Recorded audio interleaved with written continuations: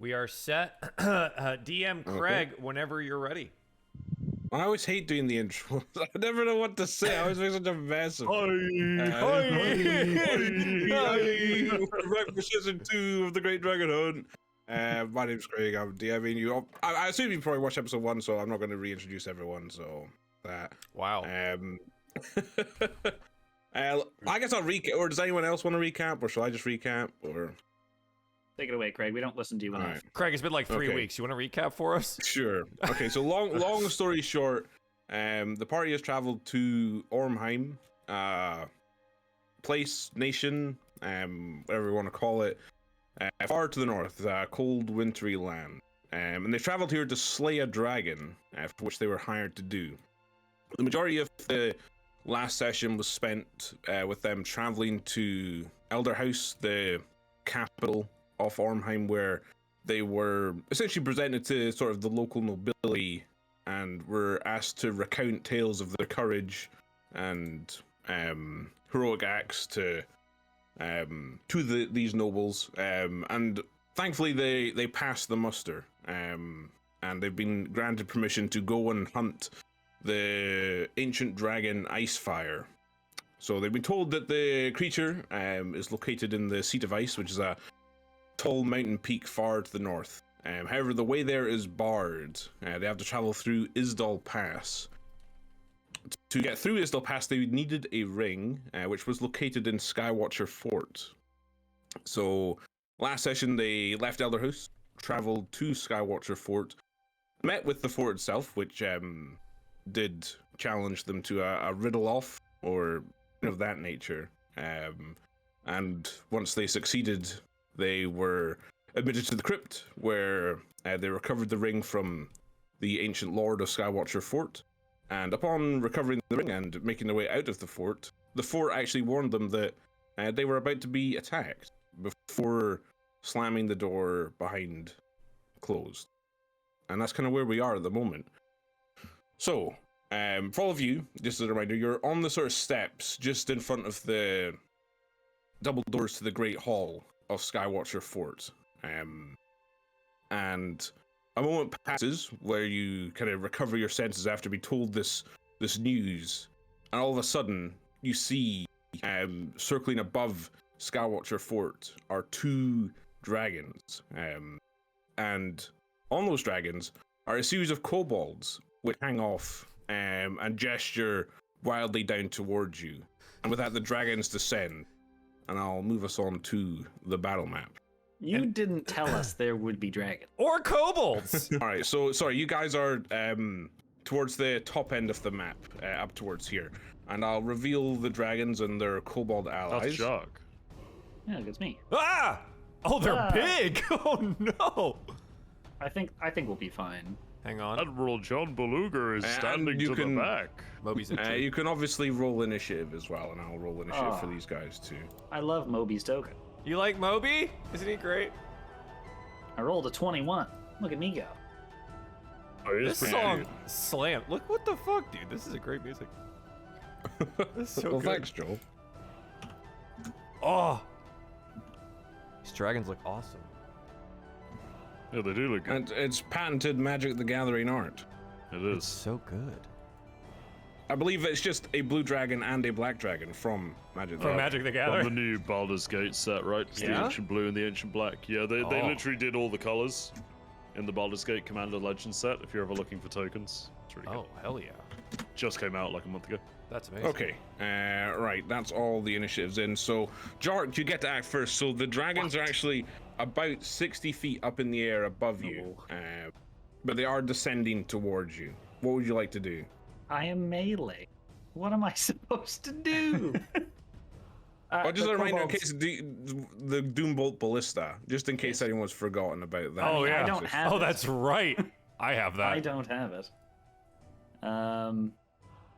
So, who is holding the ballista? Is it Ish? I think it's me. Pretty sure. I think it is, Ish right? had it, yeah. And are you wielding it? I That's the mean, real question today. this was pretty sudden. You know what I mean? Like, I don't know. if I've got it out just yet, or if I'm like preparing it, because it's rather I mean, large, you can. Nah, it's about the size of a. For rules purposes, it's just a regular crossbow. Oh, You know, okay. the same sort of properties as that. Then yes, I have it out. Sweet. I guess I'm gonna pull out my light crossbow. How far am I away? Do I need to stand closer? And 60 feet up, they're like, I don't know, hypotenuse. I think the heavy crossbow is a range of 120 feet, right? Yeah. But I have a light crossbow. Oh. That's It's okay. similar. All right, I'm gonna take the attack action. My first attack to shoot my light crossbow. Here we go. Big whack from Jark. An 8. An 8. Who are you shooting at? Oh, sorry, I was gonna shoot the blue dragon. The blue dragon. That's a miss, I'm afraid. An 8? Oh, come on. When I take the attack action, I'm going to forego one of my attacks and use my bonus action to direct one of my companions to attack. When doing so, you choose a friendly creature who can see and hear you, and expend 1 superiority die. That creature can attack immediately, using its reaction to make 1 weapon attack, adding the superiority die to the attack roll. I'm using Commanding Strike. Yay. Woo! It doesn't say that I have to hit my attack, by the way, which is kind of silly, but... yeah, so Ish, you can fire away if you'd like. Oh, this is the best. Okay, all right. I'm trying to see if I can get myself any bonuses here. It is a reaction. It is a reaction. Yeah. Just making sure. Maybe I can get myself some kind of, I don't know, advantage. Okay. So firing off. I'll take target at the blue dragon with the Doombolt Ballista as well. Okay. Not gonna sharpshooter this, and just gonna fire away with. Got one of our bolts. That is a 25. 25, yeah, that'll hit. So I believe first it's a strength saving throw from the dragon.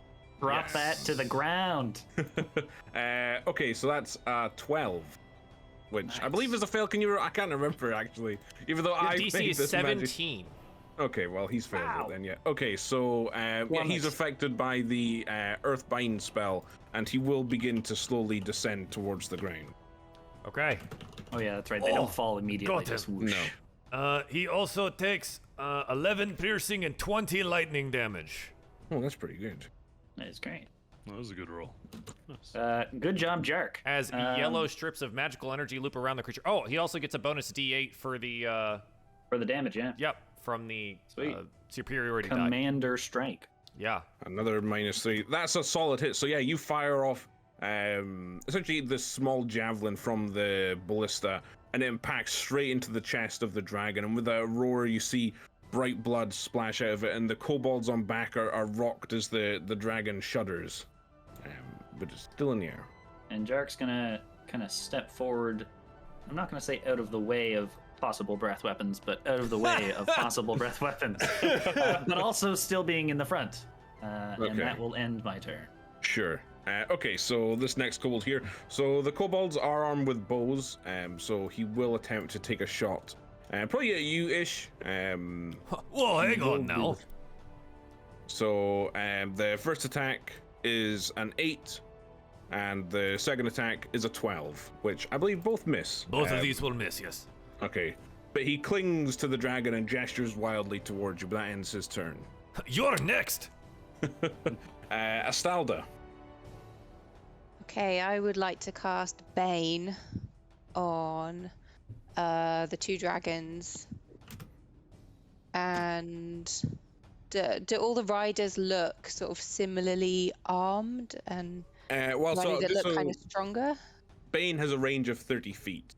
Oh, okay. And I can't they do that. are not quite within range of you. But just one of the kobolds does appear to be wearing some sort of threadbare leather robes on the blue dragon, represented by the token of the kobold gesturing wildly. Okay.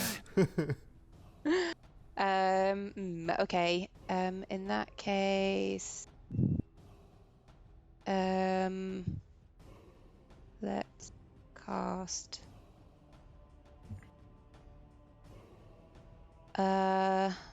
Let's go with a bless then. Okay, who would you like to bless? I will bless Jark, Ish, and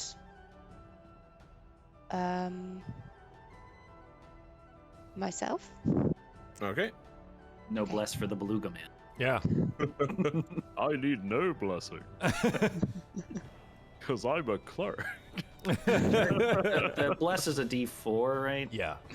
Yeah, so it's a D4 to saving throws and attack rolls. Very nice. Is there anything else you'd like to do? No, that's it for now. Might just move forward. That's all. Okay. Ish. All right. All right. I'm gonna try to bring the other one down too, and just kind of reposition this direction, and then targeting the black dragon here. I would like to Hunter's Mark it Okay. first, and then use one of our second bolt, or the second bolt here from the Doombolt Ballista, to attempt to bring him down to the ground. That is an 11. An 11 misses the sails agile dragon. You rolled a 2. I rolled a 2. That is all I can do because I can only fire a crossbow once. And our javelin goes sailing away. That very, very expensive yep, just fires off javelin into the sky. All right, maybe I use the bow next time. Okay. Bonus, Jack. Even if I had a D4, is there any chance with No, bless? just so you know, no, you wouldn't be able to get it even with that. Okay. Okay, so the next called up, he's gonna take a couple shots at you, Jark, with his bow.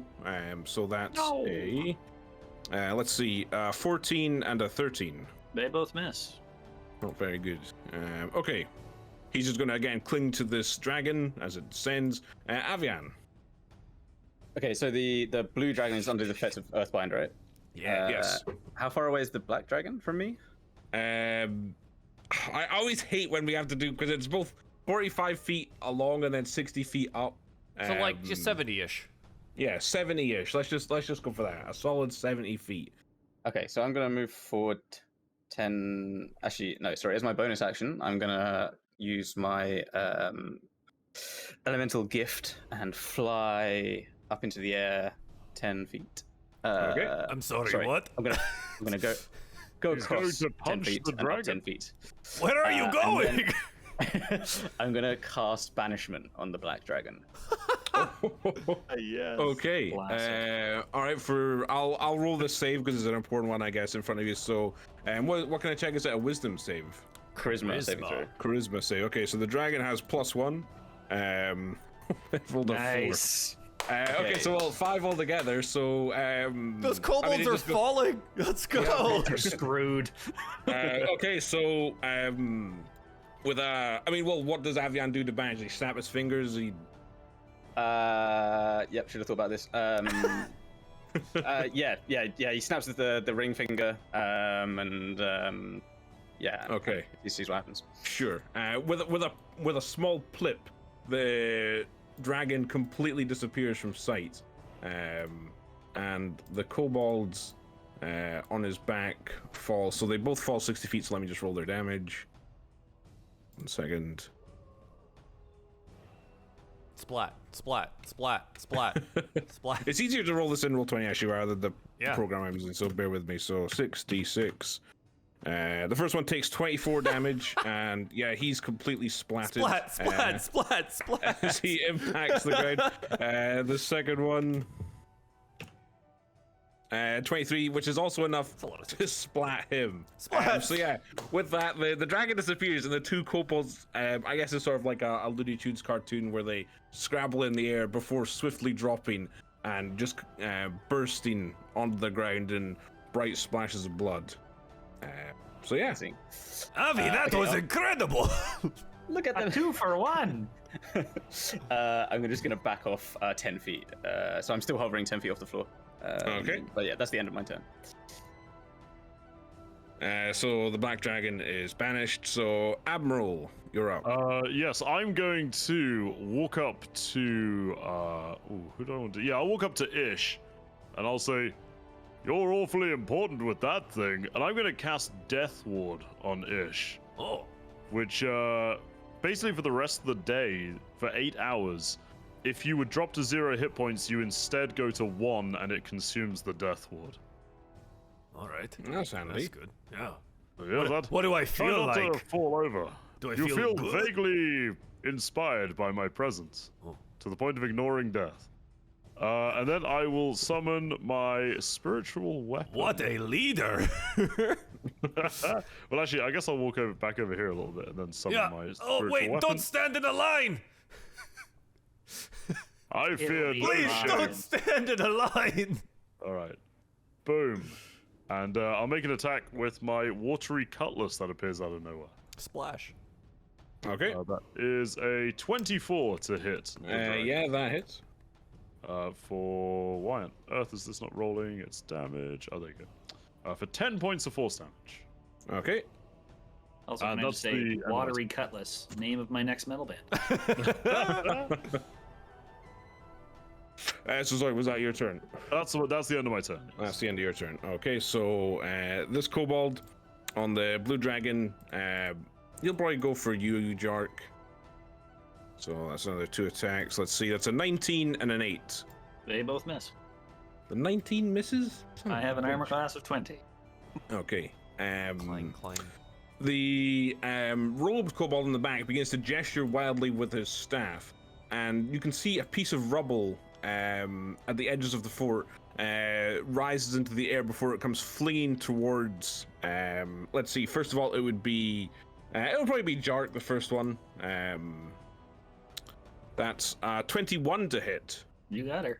Okay, from that you take just 4 bludgeoning damage. Nice. As this rock collides into you at high speed, and then the second one will go towards Astalda. That is 19 to hit. Yeah, that hits. Okay, and from that you take 4 damage again. Nice.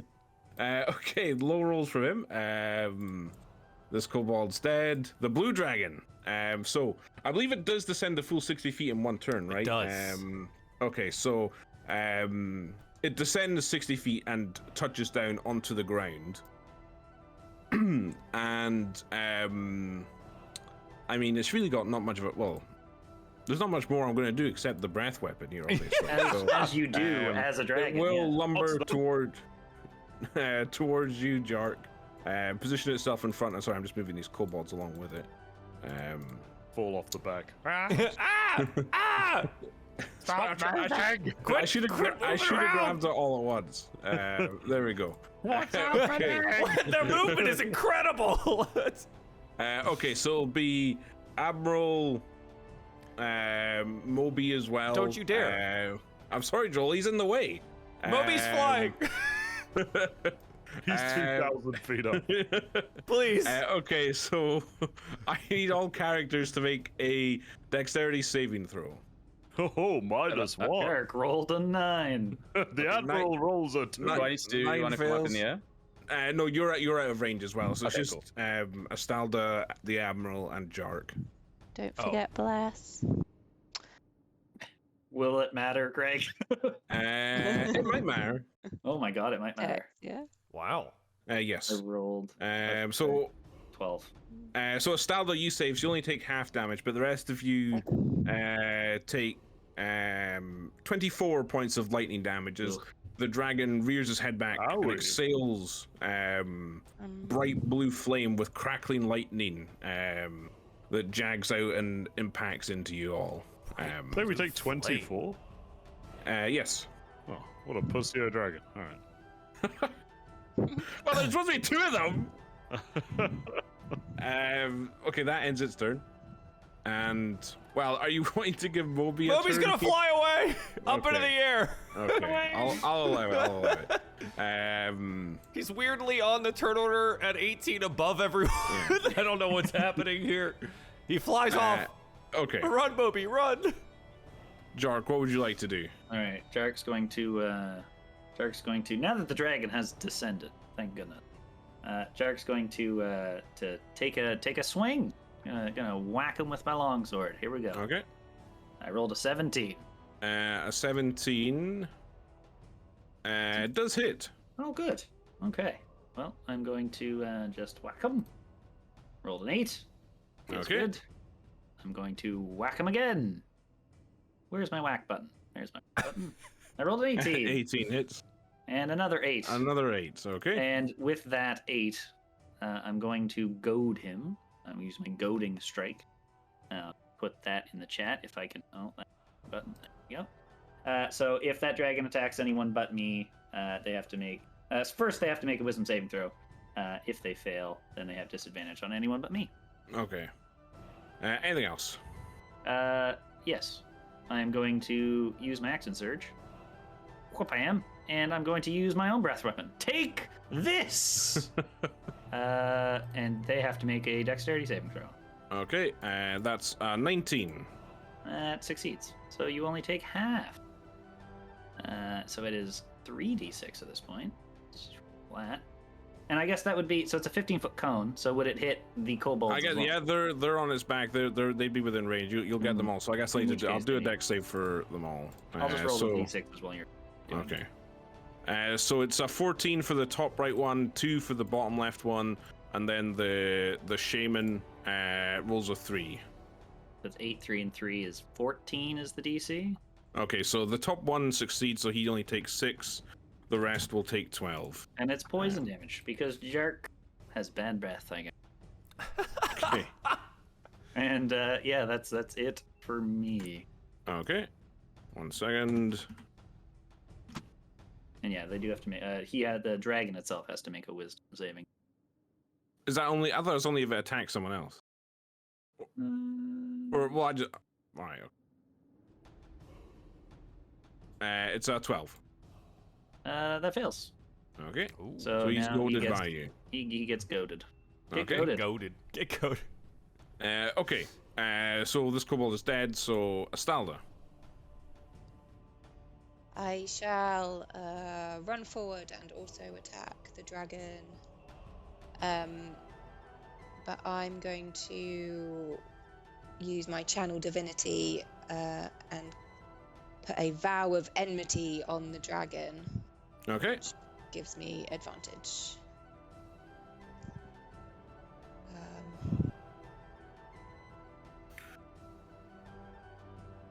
That's 18 18 hits. for 5 bludgeoning damage. Okay. And I shall attack again. 25. Yeah, that also hits.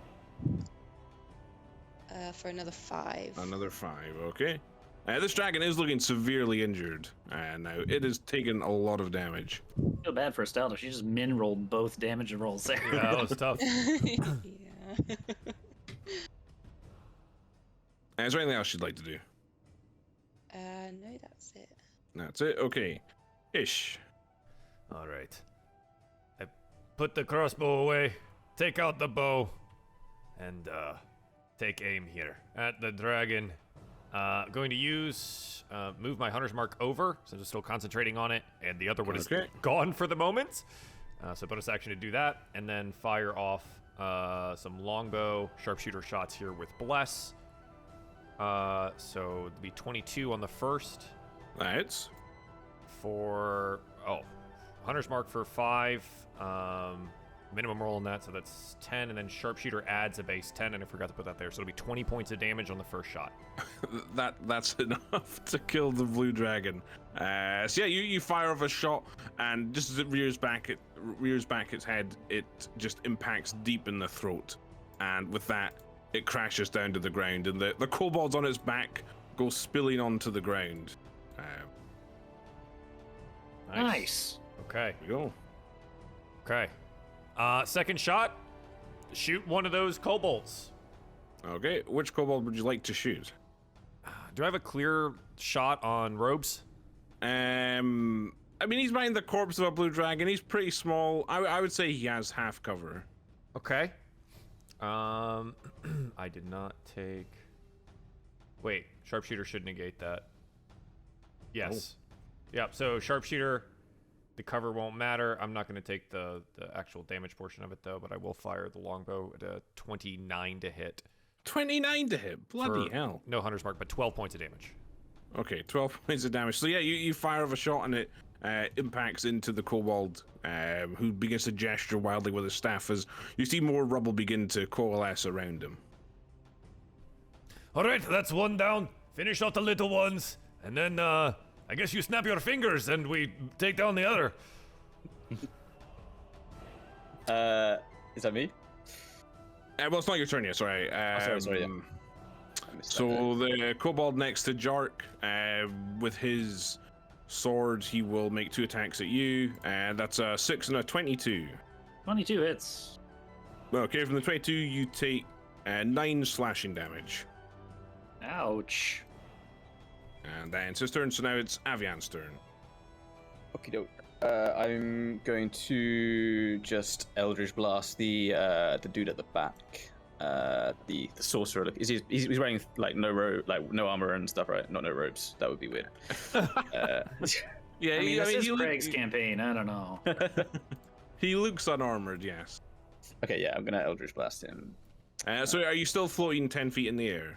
Yes. Okay, that's fine. That's okay. Shit, I forgot to do this. 17.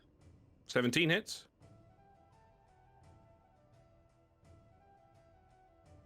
Right, I'm trying to remember how it's 1d10 plus 8. Plus Ooh, 8, okay, min damage. Okay, yeah, 9 so damage. Okay, then using that's 3 of that is bludgeoning damage because of my feet. So I'm going to use Crusher to move him 5 feet towards me, and then another 10 feet with the Grasp of Hadar. So that should get him. Are you pulling him up into the air? Is it or? Well, I mean, my idea is to get him closer to Astaldar, but I guess he would go into the air by some distance. Probably only like 5 foot. Over the corpse. Okay. Okay, so yeah, you drag the kobold across the dragon's body, and he bumps into it. And well, I guess where you want him to go? Sorry, I just pulled him. That's where I want him. That's where I want him to go. Okay. Yeah. Does that count as desecration of a body? What was that? Just drug a body against another one. Okay, and then I will go again with the Eldritch Blast. Okay. That's 17 to hit. Yeah, 17 hits.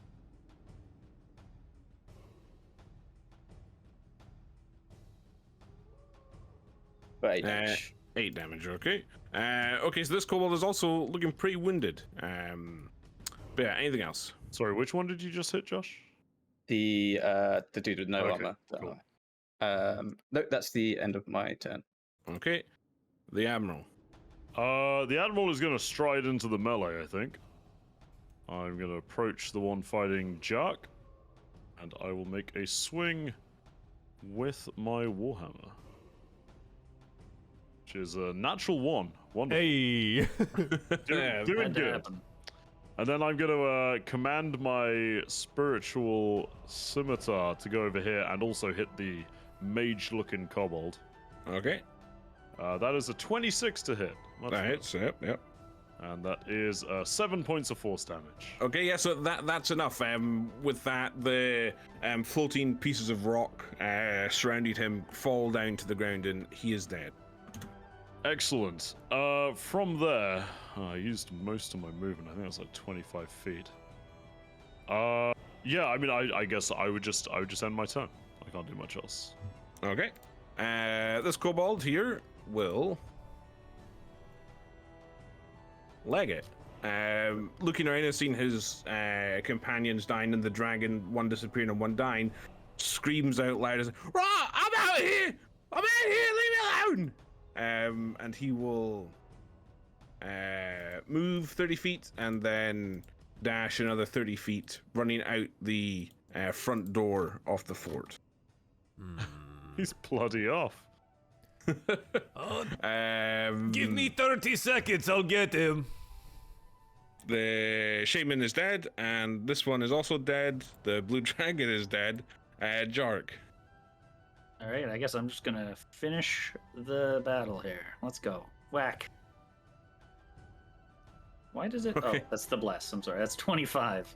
25 hits. And that is 11 slashing damage. Okay. Gonna swing again. That is 16. Yeah, that hits. And that is 13 slashing damage. Okay, you kill him. Hey! I know you guys are level 8, but I think Admiral John Beluga was the only one to miss an attack in that entire fight. Oh, no, I had to. I missed a 100 gold piece Well, that's ballista true. shot. That's true. Big blood. Yeah, Yeah. I deliberately Very missed true. and stilled them with false confidence anyway. Okay. Yeah. Okay, well, so I guess I mean, what would you guys like to do? So Sorry, I don't know if I misread the banishment spell last time. It reads if it doesn't end before the minute has passed, he doesn't No. come back. You're reading Is that the right? one if they're native to another plane. It is going to come back at the end of the minute. Yes. Yeah. So we can prepare. There's, So, yeah, Josh, so you there's like have- 2 seconds. Oh, yeah, You're got you, reading the yeah. second one. Yeah. Got you, yeah. So there's like 7 rounds of combat before he comes back, and there is the one kobold running away. Can I just take a shot, you can take a you shot know, if you'd while like. I'm blessed? Just Feeling blessed. fire away. That's a 25 to hit. Yeah, that hits. All right. That'll do 11 piercing damage. That's enough. So as he's running, you fire off an arrow, and it just square lands right in his back, and with a small cry, he falls dead on the ground. Told you I'd get him. That was a wicked shot. All right. So you we must prepare. prepare.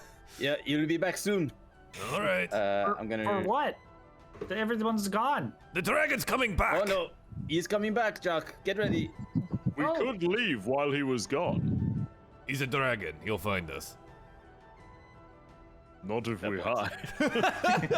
If we courageously hide behind things. Jerk! 6 turns worth of hiding. Can you get the javelin out of the dragon? Yeah, but don't they not work after you fired them already? Oh, right. Sorry. I wish they did. I had Me the same idea. too. $100 down the drain. Oh. All right. When we're ready, I mean, just snap your fingers and fire away, huh? How is everyone? Does anyone need any healing? A little Before tingly we from do the this. breath weapon, but I mean, I took Mostly quite I'm a bit of fine. damage. I was the only one to take a lot of damage in that fight. Oh, maybe move your spiritual weapon up into that location. what kind Yeah. of breathy shit do black dragons do? I think Not it's good stuff. I think it's acid, if I remember correctly.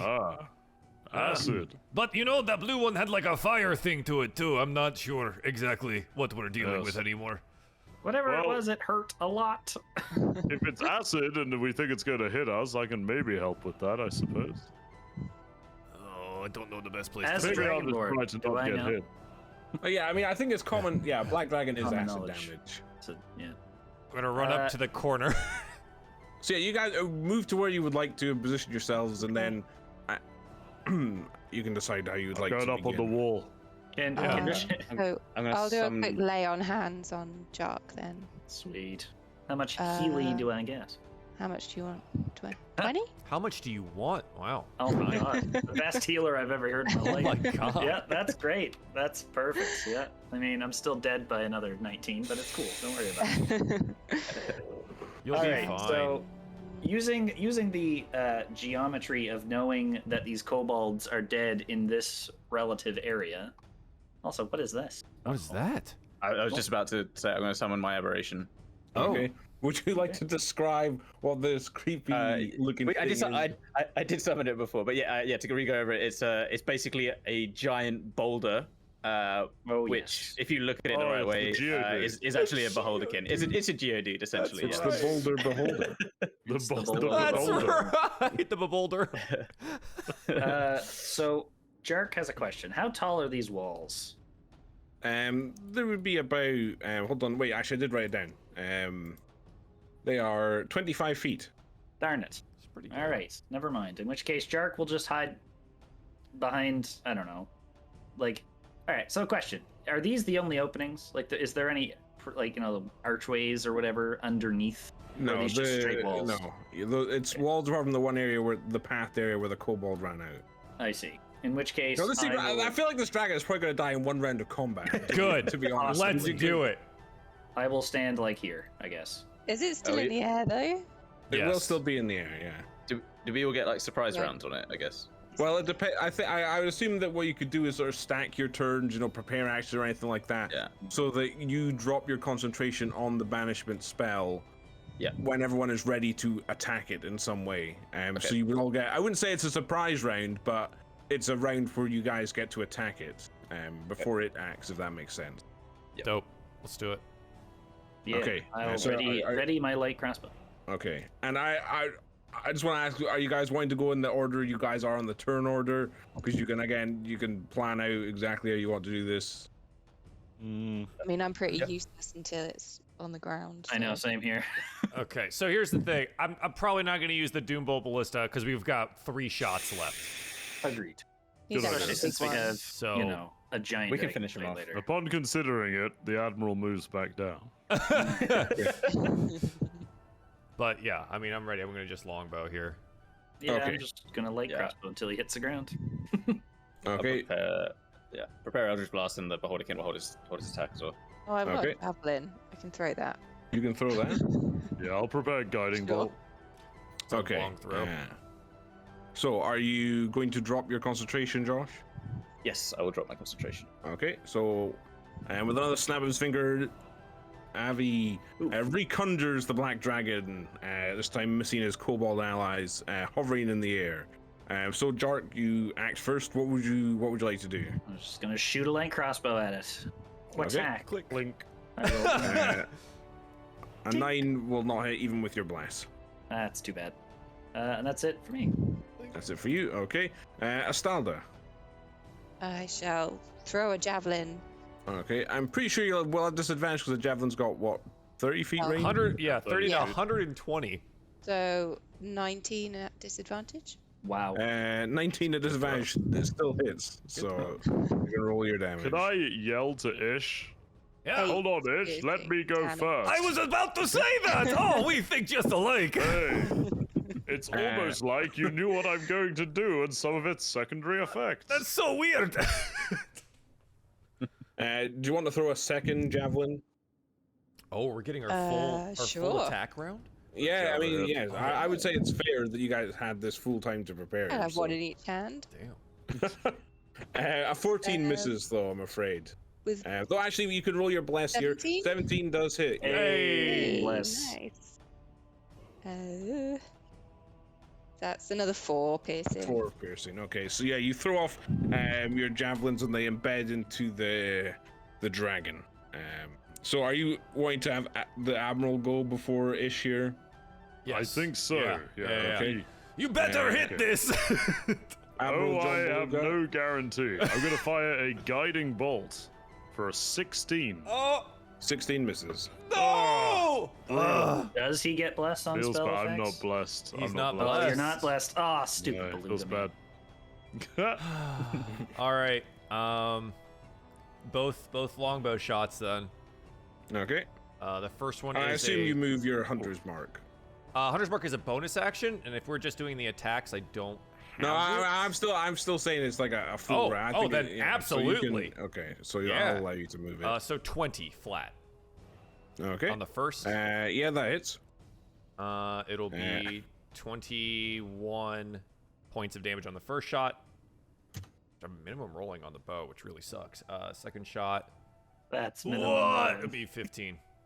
15. Okay. Yeah. Still, though, 21 points of damage from one arrow is ridiculous. So you fire off a shot and you pierce its eye with your arrow, and it roars out in rage and frustration. Wait, quickly, before we kill you, tell me your name so I can add it to my list of accomplishments.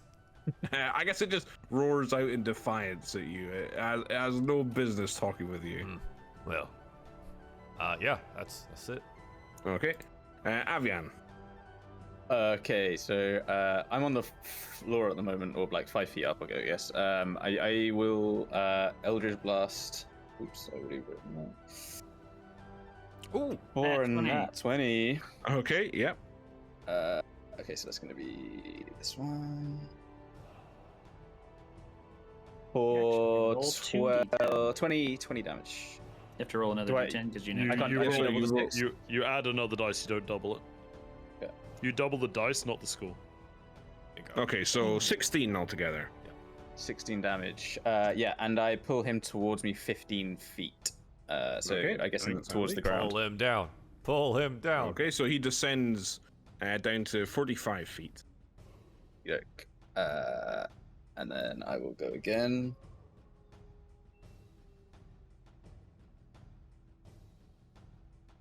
For a 12. 12 misses. Okay, that is the end of Avian's turn. Now And it's what the about the- Beholdigan's turn. Sorry, too many character sheets. It's the same thing. The 25 to hit. Yeah, that hits. It says 1d8 plus 3 plus 4. Does that sound right? I'm not sure. I haven't played with a Beholderkin. Sorry, yeah. Don't It's know probably what- based on the spell's level for the first plus, and then the second Oh, plus is going okay. to be like its actual plus. So, oh, sorry. Okay, so it's just the plus 3 or the plus 4. Okay. So Nine 20, damage. 10, sorry.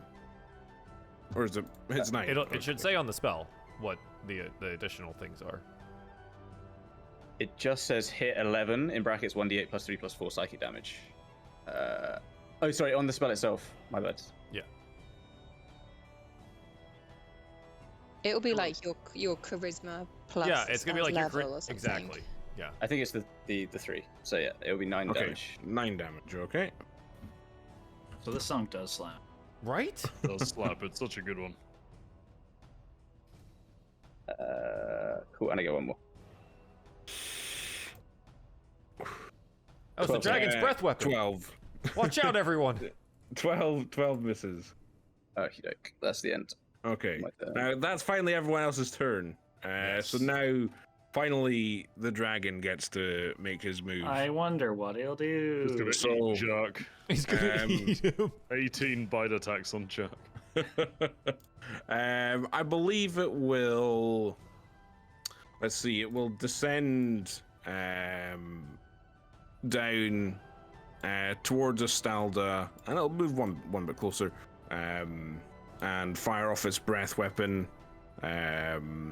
You are safe, Avian, but the Admiral and Astalda, I need you to make a dexterity saving throw as a cloud of acid spews forth from the dragon's mouth. So 13, 15, the 15 is a success. So they take half damage. So 18 damage, so 9 for you, Admiral John Beluga. Thank you. Style to roll a six. Yeah, so I got 16, and I Oh, have did you? an extra 3 as well for. All right, okay. my So then it's paladin just shit. 9 damage for you guys as well. Is it okay. acid damage? Is that a different damage type than poison? I believe it is, yes. Yeah, acid is its own damage type. Poison is a condition in D&D. It's not damage type. Okay. So that ends his turn. So we're back to Jark. Hey, that's me. I'm gonna run up at it, and since it's on the ground, right? You told me it descended. Yes, it is on the ground now. Yep. I will do some whacks. Whack. 20. 20 is a hit. That's 9 slashing damage. That's 9. Okay. And it's 26. That's it. That's it. Yep. And 14. That's slashing enough. damage. Yep. Okay. Oh, I just rolled that. So with a final swipe of your longsword, Jark, you strike a deep wound into the dragon, and with a roar, it dies and falls onto the ground. So yeah, I'm a little disappointed with how that went. You guys seem to deal with the dragon, separate them. I thought that was going to be quite tricky. This is I mean, the I divide tanked and 2 conquer. breath weapons while hitting the dab. Like, they were pretty nerfed, to be honest. That's true. That's true. So yeah, with a final sort of roar, the dragon dies, and you find yourselves once again within the quiet of Skywatcher Fort. That was exhilarating. I quite a really team, enjoyed huh? that. Yes, I want to do that again. I'm Why is the- remarkably okay. The dragon keeps breathing on us, even though he is dead. Go give That him was a kick. big honk on that vape. Fucking slam that, dude. Rip it again. I got a new one, all right? I'm having some adjustment issues. It's got a subwoofer on it. I'll be sure to mute on the next exercise. Yeah, that was great. So we have our ring. We have vanquished our foes. Does anyone want a trophy of any kind? That's Ish, what I was assume you thinking. do. Oh, absolutely. I'm going to get a couple of teeth. Maybe, I don't know, that blue one has a really nice horn. Yeah, I'll have a rummage on the shaman fella. I I'm wonder just what they gonna were do a up to. rummage. So you can make an investigation check at advantage. Rummaging check, let's A go. rummage check. 13. Okay. So looking through the kobolds, you really don't find any gold pieces or anything like that. They have some rusted long swords and long bows. The shaman, who's a junk shaman, actually is the name of the NPC he is, possesses a simple wooden staff, but it's topped with a pristine green emerald that looks to be worth a significant amount of gold. But otherwise, he has no other valuable possessions. Do I notice the emerald? Are you rummaging? I mean, I'm in the area. I would say you see the emerald, but I hate saying the Admiral John Beluga. Well, it's my full title, Craig, so if you could respect that. You see the Admiral John Beluga. I said, what would you do at Admiral John Beluga? Oh, when I'd you crack find it this? off and pocket it, 100%. Okay. Okay. Can I roll like a check to see if I notice or? I mean, I don't think the Admiral John Beluga did that subtly. No. I'm just rummaging. Admiral, I think I called dibs on the stones. Did you now? Did you? Well, I'm very I don't happy think to. you did. Did he? I'm sure I must have mentioned that that's purely the reason why I'm here. Well, Jack largely keeps all of my contracts in order, so you can discuss it with him. But I don't recall that. Okay. Well, I guess there's going to be plenty of stones on the way, but Well, we can sell it and split it. We just can't split it here, can we? I know I have no use for the money. I need the stone itself. Well, Perfect. I'll take tell you his what. cut. You can, when we find out how much it's worth, you can sort of buy it off the group. Fair. Okay, we can do it that way, I guess.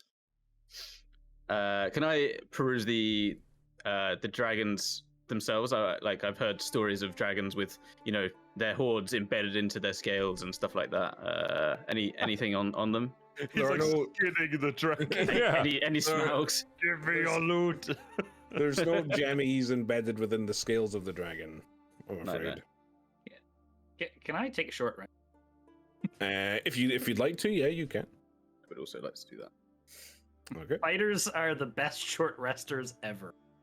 They get like True. everything They back. get It's everything great. Warlocks are also pretty good. Wizard's Yes. Yeah, I arcane was gonna say, recovery mine's without very strong. Look at John Yeah, trying to claim Warlock. best short round. Nice. Listen, I'm sorry. Yeah, Wizard arcane recovery, I think, is the best short rest, personally. Sweet. 14 All right. brings me back up to 68. Lovely. DM, am Yes. I able to extricate any nice little trophies from the dragons? Yeah, I mean, I would say you're kind of experienced enough that you can kind of take essentially whatever you'd like. If you wish to remove the pristine horn from the front of the Oh, blue dragon's indeed. head, you can. Though it would be quite large. I guess Oh. it would be about the size of like an American football. Oh, that's fine. Probably weigh quite a bit, but you can wrap you it can- onto the bag, and then I think just a couple of teeth as well. That'd be nice. Sure, yeah, you can help yourself to as many teeth as you Perfect. want. Great, fantastic. I'm Hey, gonna ish. watch them taking them. Like, Ah. A purple worm. That's the biggest thing I've ever fought. Oh, Yeah. I actually haven't fought a purple worm. How was it? Did it go well? I see you're No, alive. terrifying. We just about escaped with our lives. It's funny because from the name, I'm really not imagining the purple worm being particularly big. Right, you'd think that, but actually really, really big, like Wait, legendary. is it worm with an O or a Y? Oh, An Oh. O. right. Yeah. And it makes That's you go, really just- oh, that's a really Oh. big worm. That is Yeah. somewhat surprising. Yeah. The biggest thing I fought is a 108 gun frigate. A what? I'm Love less familiar with fighting that kind of thing. Yes, it wasn't even purple. It was very disappointing. Ish. Yeah. I really like that little necklace you got there. Can you show me how to make one? I'd really. all These right. are pretty huge. It'd Yeah, be really yeah. nice to take a trophy or Plenty two. of teeth and claws and things like that. Absolutely. Yeah, I can show you. I'll jam off some teeth as well. Perfect. Yeah, it'll look really good on you. Dignified in death, this dragon. I know, it's like being butchered and cut apart, bits flying everywhere. So yeah, I mean, are you just stringing a necklace of teeth, Jark, that you're wearing going around your to. neck? Yep, okay. It looks very Yeah. good on you, Jark. Very handsome. Thank you. Does the Imposing. black go well with my eyes? What color are your eyes? They are gray. Is beady a color? Yes. It's beady a color, yeah. You know what? Yes, I think it actually goes rather nicely. You're quite the imposing figure, Jark. Even more so with dragon teeth around your neck. Jark stands very proudly. Almost like a child. It's great. So Yeah, are we just leaving? what would you guys like to do? Are you well rested? You feel okay? Yeah. Feel good, ready for the pass. Ah. Yes, That is the next stop, right? I think so. I believe so. You see the Admiral is looking down at his, like, acid-etched and still slightly crackling armor. It's like, yep, ship shape and ready to go. We'll be fine. So are you saying off then? Yep. Yeah, let's do it. Okay. Traveling to Isdal Pass will take about a day and a half, and most of your journey will just be through featureless forest. You trudge through the Right, deep. Craig, I assume during that time it's a long rest at some point. Just so I can Yeah, so I'm not going to make. Yeah, just in the interest of speed, your long rest will pass uneventfully. Nothing attacks you in the night in your camp in the forest. And your journey, the next day, as I said, it will take about half a day or so before you crest a small hill and find yourself standing before Isdal Pass. So as you break through the edge of the tree line, you can see a massive wall of ice barring the way forward. The path you're on right now leads down to the wall, where there are a pair of ruined stone towers sitting adjacent. Oh, well, we made it. These stone towers, do they have any movement amongst them? You can make a perception check if you'd like. Are there any dragons on them? That's kind of what I'm looking for there, yes. That is a 19, DM. No dragons, but there do seem to be a few small birds nesting in the roofs of both of the towers. Okay. No dragons that I can see. I think they'd No be dragons. much I bigger promise than- you, no dragons. No dragons. Well, He promised. he promised it must be good.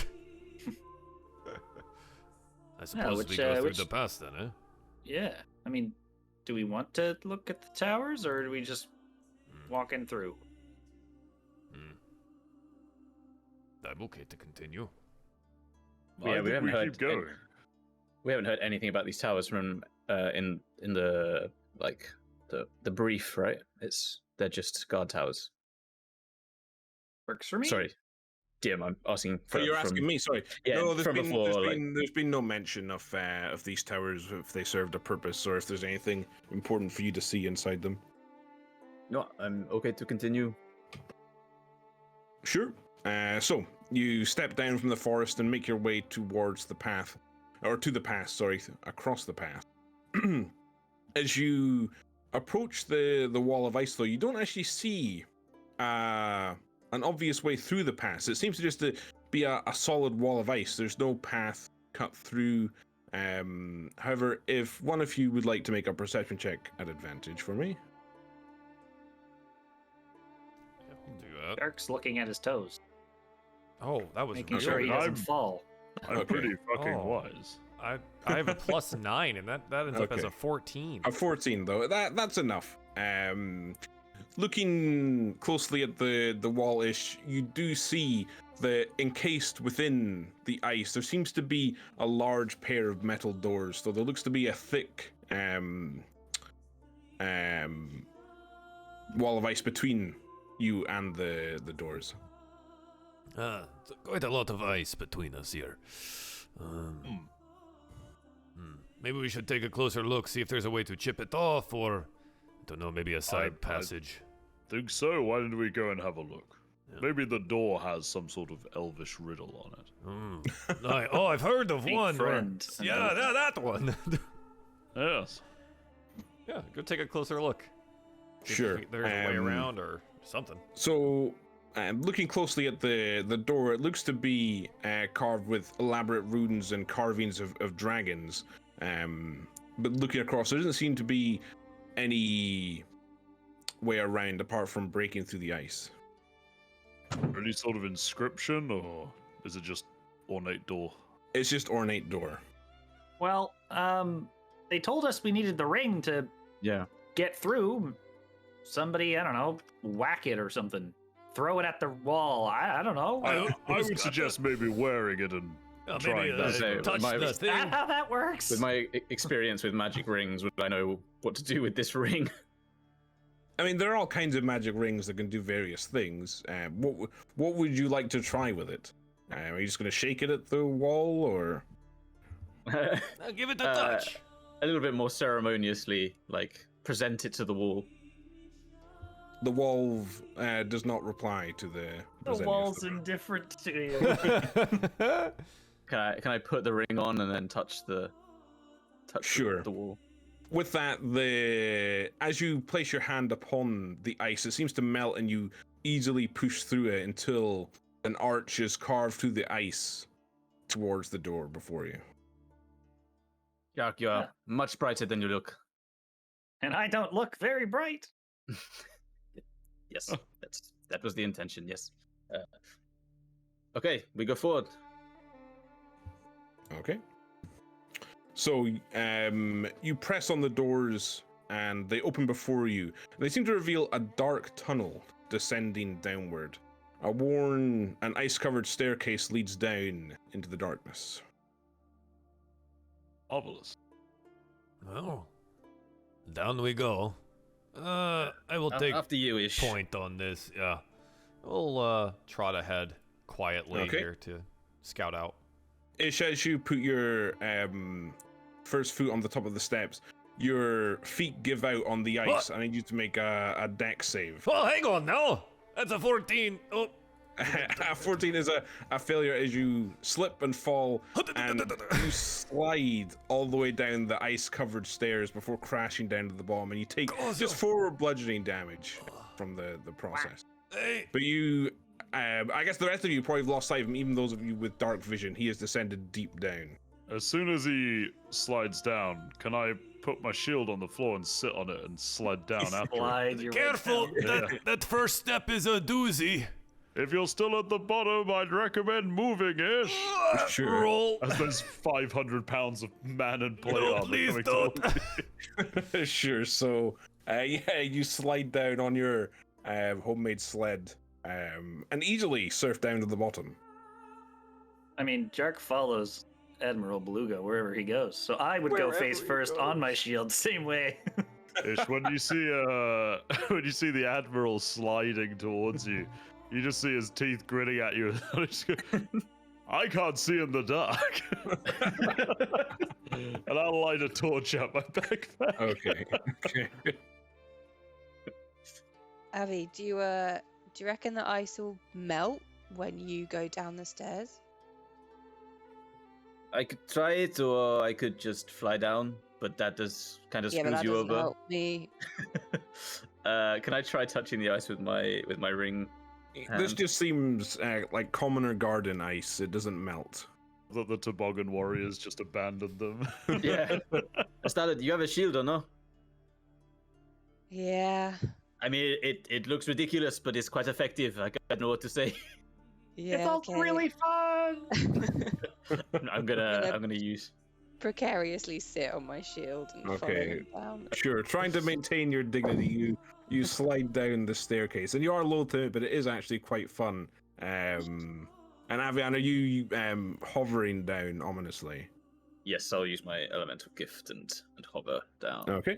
So yeah, you all come together once again at the base of the staircase, and the inside of this room is freezing. Your breath turning to great plumes of fog before your eyes, and the walls and the floors and the roof are rimed in frost, and it's almost a struggle to stop yourselves from shivering from the low temperatures. The room you're in seems to be a large stone room. There's frozen furniture spread out and stiff, rotten tapestries hanging from the walls. There's a single door on the eastern wall and a passage blocked by rocks at the far end of the room, through which you can see shafts of light shining through. Could I walk over to the passage that's blocked by rocks and try and just gauge how, like the depth of the blockage? Sure. How many? We'll come to that in a second, but as you approach the formation or the rocks, there's a strong, acrid stench in the air. And I would like you to make a nature check for me. 12. 12. Okay, yeah, that's enough. So, you can't quite recall how you came upon it, but you recognize the smell of this gas as it being highly flammable, and it will ignite near any open flame. I've got a torch. Luckily, I'm glad you didn't come forward, or it would have exploded. John, Beluga, not the other one. Admiral, maybe the torch is not a good idea. There's something coming from this passage which is very flammable. I would not come close. Okay, well I can't see, but I'll follow your lead, I suppose, and I'll snuff my torch out on the floor. Okay. I actually also can't see. Oh, hang on. Sure. So there are shafts of light through the rocks. So just so you know, Avi, you can see through, and it's not a thick passage of rocks. It looks like with about 30 minutes work or so, you could clear the passage. Could I instead cast Stone Shape, which allows me to shape a large rock that is less than 5 feet thick to basically shape a passage through the Sure, so like blockage? continuously move the rocks and shape them until we can move through a passage. Okay.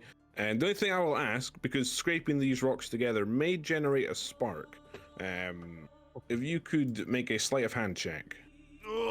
You're about to blow us all up. So like 17, that's good, yeah. So with deftness, you move the rocks carefully between each other, avoid striking hard between them, and clear a passage. Well done. We're free to go. Ah, it was really well done. All right. Is there anything else we want to do here? You said there was another door, or There is another door, yes. is that also made of stone? No, it's made of wood. Oh. Anybody Check want to both check that out while I? Yeah, might as well. I mean, I it can't seems rude see. while we're here. All right. Oh, Yeah. we don't have any magical light spells or anything for our friends that No, cannot can't see. help you there. Ah, No. Everyone makes a level 8 Mine. character, and nobody takes, classic utility spells or anything like that. I don't have Does access minor- to that spell. Does so. minor illusion create light? I don't believe it does. You can create an illusion of something that creates light, but it does not create light. It doesn't create light. Yeah. Okay. Yeah. Yes, I have a truly ridiculous spell list for a cleric. If you think I have something, I can assure you, I don't.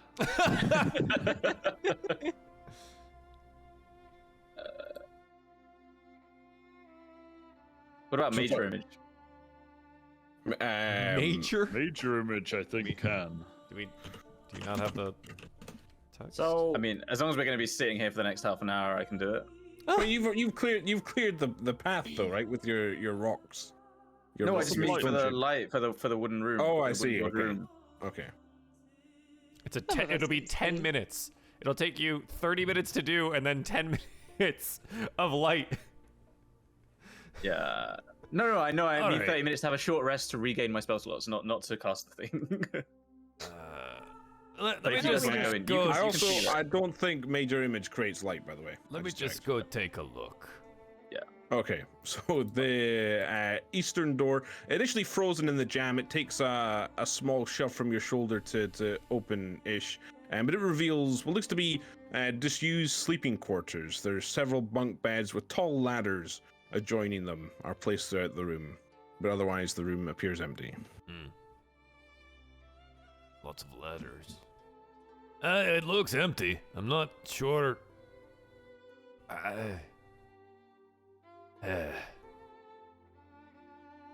Don't know what to do. It doesn't look like there's any way forward. So Have a maybe- rummage. I would like to rummage. Sure, you can make an investigation check. A Roll little, to rummage. Investigation. That is a 12. Yeah, you don't. There's some old, frozen, rotting mattresses on the bunk beds. Ah. The ladders are nailed onto the bunk beds, and they seemed like you could pull them off quite easily if you needed to. But just in case it wasn't clear, Josh did clear a passage through those rocks yeah. that you can follow. Right. It looks like people were sleeping here. There's not much else going on. If we need a ladder, we can come get one. But I think that's it. We need to proceed, and unfortunately, without flame. So, At least until we get out of here. Each of you, you're the. I mean, we can actually see through the next bit, right? So it doesn't matter. We could just go forward. oh, then Yeah, we there go. seems to be some sort of light source ahead. Sneaking Ish, you want ahead. to take point? Yep, Okay. heading out. Second. Okay, so the passageway you're on leads to a large open chasm. The roof of the chasm seems to be made up of blue solid ice where weak sunlight filters through. A stone bridge once crossed a 50-foot drop, but has collapsed, leaving a 15-foot gap across the chasm. At the base of the cavern is a long frozen river. Oh, it's a bit of a jump, but, yeah. Any easy way across? How big were those ladders? A bunk bed size, so what? 6, 7 feet? Something like that, yeah. We have some rope. We could maybe create a small bridge. I have Yeah. pittons and a hammer. I suppose we can try that. If you can fly over, Avi. Oh. Yeah, I can also do that. Is there anywhere But to secure ropes on either side? Yeah, so one second. There are rock walls that you can easily access from the bridge that you could descend. Looking at the wall, it does appear to have patches of ice, potentially making it a difficult and precarious climb down. But you Sorry, could Craig, attempt how it. long was the gap? 15. It's 15 foot. 15 I- foot, you say? Yes. What's coming? I could get us all Yeah. across quite easily. Well, I say easily, quite interestingly. Go on. I'm intrigued. If everybody stands on the very edge of where we are now, I think I can carry us over. But you can't, fight against it, or else that might go horribly wrong. Why would I want to fight against it? I mean, I know you're Um, strong, but I'm not sure you can take all of us. Well, we'll see about that. But also, I mean, I can control the winds, and I'm pretty sure I can quite literally throw us across the gap. Should we maybe get a running start? I can also. No. We should be stood on the edge All right. I and I relax. can make the distance very slightly shorter if that's going to help. That might help, yes. How do you do that? I'm gonna cast Stone Shape again. And Make a ledge. I'm gonna mold the floor to basically spread it 5 foot further towards the other Oh, I side. think we okay. can actually just make the jump now. If you do a running jump Okay. here, I think most of us will make it. Most. I'm in quite heavy armor. I'm not sure about that. Oh, all right. All right. Okay, well, if everybody stands on this little outcrop and I stand at the back, and then I'm going to put my hand behind my own back, somewhere around my barsal region, and I'm going to cast Gust of Wind, which is that each creature must succeed on a strength saving throw, but they can choose not to contest, obviously, or be pushed 15 feet in a direction following the line. Okay, so you could I'd see no reason that wouldn't work based on the way it's written. You could blow everyone across. Yeah, so As long as you don't blow them straight across, you have to have a little bit of an angle. I'd angle it slightly upwards, not too far up, but slightly upwards, and blast everyone across. Perfect. Sure. So I guess there's no check. I would say the spell seems to indicate that, unless anyone chooses to fight against the gust of air, which I assume they don't. So, with a mighty thrust of your hand, Admiral John Beluga, you conjure a gust of wind and blow the entire party across the chasm. And I very deliberately land on Jark so as to not hurt any of the others. Okay. Excellent work, Jark. You broke my fall. Why didn't you just use your shield again? Oh, I didn't think about that. I had to have my hands free for casting. True. So, Okay. well, now that sorry, was there something you wish to do there, Josh? I was just wondering what sort of area we're in now. Is it Well, like the end of the bridge seems to continue into a dark passage.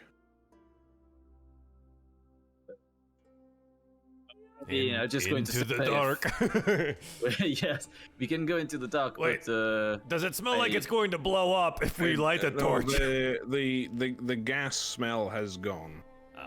All right. kind of concerned that we don't know what was causing that. But The rotten eggs. do we notice when it disappeared? Craig, was it at the end of the passage? It seemed or to be are we going where those rocks collapsed was like a fissure in the roof that seemed to emanate the gas.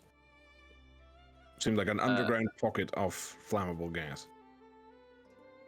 If we are going to proceed, I could do with a little break. Just shaping stone is not so easy, huh? Yes, I'm more than happy for a short break. All Can right, we take a sit. just pass some time and? Sure. And I guess why don't we take a break in real life before we get to the next section? Because it's probably a good spot to do so. Good. Yes, a short break before we go kill more of your dragons. I mean, I thought that was going to be, challenging enough. It was like Connor was just like, he does 24 damage. What a bitch! The second one hit me for 9 damage on a breath weapon. I know. For 9. Those were young dragons, though. They were nerfed young dragons too, right? Their breath weapons were a little bit.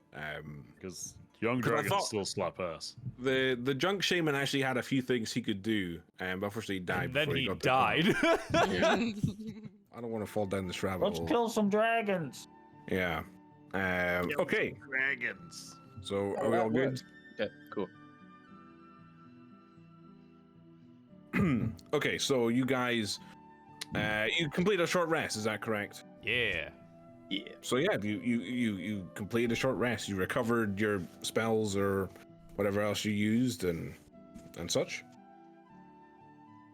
Would you like to continue down the passage? Yes. Let's The go. dark chasm. With a Admiral, torch. will you light a torch again? With I a think it's torch. safe. Yes, all right, fine. Don't fuck me now, Craig. So you light the torch, and all of a sudden, the chasm is bathed in warm firelight. Warm fire. But yeah, so it reveals this once again dark passage beyond this chasm that you continue down. But where before the floor was slabbed with stone, it turns into a simple path carved through the rock. And after about 30 minutes of walking, you finally come to the end of the passage, where once again there are a pair of large metal doors barring the passage. Well, are they locked? You can pull them open easily. However, before you stands a thick wall of ice, the weak sun casting a watery blue glow through it. All right. No, I Let heard go with my Yeah. hand again. Yeah. All right, I'll try again with my. Once again, the wall of ice melts before you, and the melted water cascades over your hand before you unveil the landscape before you. So, just quickly put on this little exciting music. So, you exit the pass and stand on a high rocky outcropping. Tall mountains reach up to your west and north, and blankets of snow cover their peaks. To your south, extending left and right, is the great wall of ice you have just passed through, and before you, the land stands shrouded in a thick fog. To your northeast, you see a forest canopy cresting the blanket of mist that leads up to a massive mountain peak that you assume to be the seat of ice. Thick mist and cloud covers the peak as it ascends beyond your sight. However, a path does lead down from the perch you're on towards the thick forest. Well, at least we have a path. And that wasn't so bad, huh? We did get here rather unscathed, I guess. Right. So I suppose we just continue on then. Alright. Does the path down look precarious in any way, or is it like wide enough for us to walk easily? It's wide enough for you guys to walk easily down. It is a bit rocky in places, but with careful footing, as long as nobody starts sprinting down it should be fine. It kind of snakes back on itself a few times before reaching ground level and leading towards the forest. All right, to the forest it is then. Just go ahead, move on down. So you guys begin to descend down this winding path, and around about halfway along you begin to enter the sort of thick bank of fog towards the base of it. And once you cross into it, your vision restricts to about 20 or 30 feet or so before you. It is quite thick. However, the path across the ground is marked and easy to follow. Mark's still staring at his feet. Sure. So, you continue along the path until it eventually leads you into the forest. The thick trees press on either side through a narrow passage between them. All sound begins to be cut off from the outside world. The sounds of wind and distant animals fades from your senses until the silence is only broken by the occasional sound of a clump of snow falling from the branches of the trees. So you guys will be walking along this path for a little while. Is there anything you guys would like to do? I want to like take some time at some point to actually like scan the skies and see if there's any evidence of, dragons in the area. So it is a thick wall of mist. You would have to probably climb a tree, an especially tall tree, to pierce through the mist if you wish to do that. May I instead cast Beast Sense on Moby and have him just fly up? You can do that. So Moby easily takes to the wing and passes through the thick bank of mist. And after he crests the top, so looking around, you can make a perception check for Moby. All right, Moby. Good luck, bud. That's an 8. An 8. So looking around, there doesn't seem to be any dragons flying close to you that you can see. There are occasional flocks of some sort of creature that might inhabit the sky, but whether it's just flocks of birds or flocks of dragons, you can't tell. But there's nothing immediately close to you. Okay. So for the next hour, just every once in a while, I'll check in through Moby's eyes to make sure we're not running into anything horrific from the sky, at least. Sure thing. For that, is there anything else, or sorry, go ahead, Jark. This forest seems pretty fun. So far. Yeah, honestly, It's pristine. There's, listen to the crunch my boots make. Crunch, crunch, crunch. That is quite Yeah, crunchy. Disturbing that we can't hear much else, though. it is very quiet. Well, I assume that's going to Quiet. change rather soon. What? Giant dragons we're gonna, eventually, I assume, meet up with. I'm enjoying the calmness for now. All right. Feels spooky. So, the path you're on continues for about another 30 minutes or so before it seems to end in a large open clearing. You can't quite see the far end of it, but within this clearing seems to be a large number of standing stones, and they seem to be carved with ancient dwarven runes. Now, those of you who speak Dwarvish can make a history check to try and read the runes if you'd like. Oh god, what languages do I speak? I do speak Dwarvish. Nice.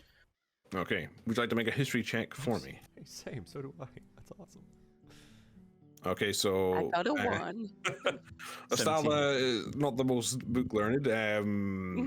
Avi though 17 and Ish with a 13. So I would say Avi, you'd be the only one who can accurately piece together exactly what the runes say. So if you just bear with me.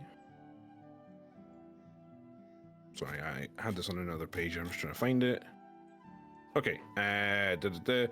So the runes seem to reveal an ancient tale of a dwarvish folk hero who ascended the mountain to defeat a great evil. The hero was said to possess tremendous courage and wielded a blade of evil's bane. Using this weapon, they sealed the Dark One away and gave the land light. And it was said that should this great evil stir again, this hero will return through time to save the land. Speaks of, I relay the whole message to the group. This hero with does it say he's Dwarvish? Or they are Dwarvish?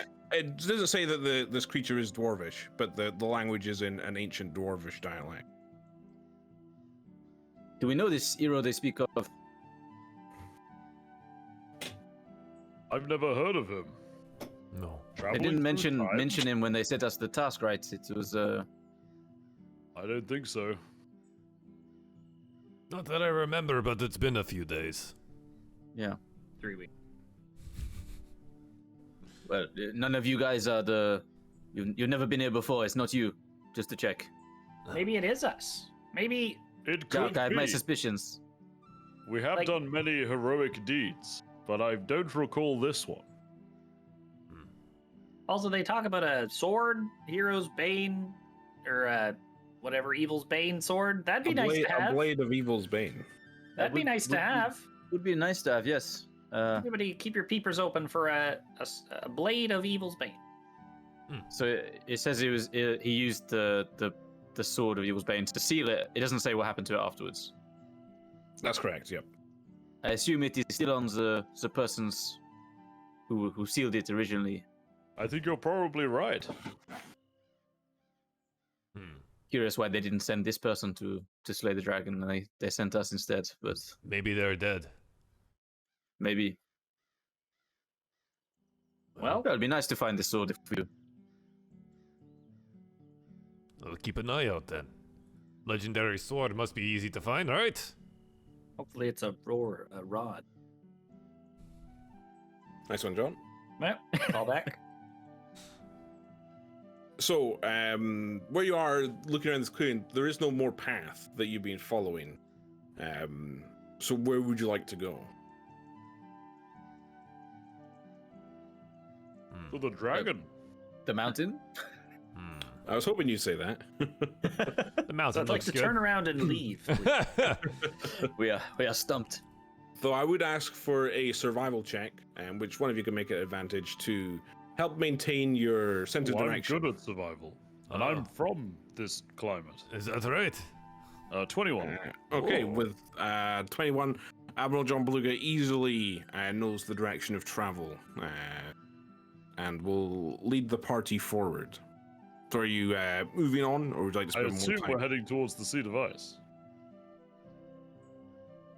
Yeah, unless Yes. there's a random blade sticking out of the ground in the dwarven ruins, We'll then keep we'll an eye out continue. for that, Jack.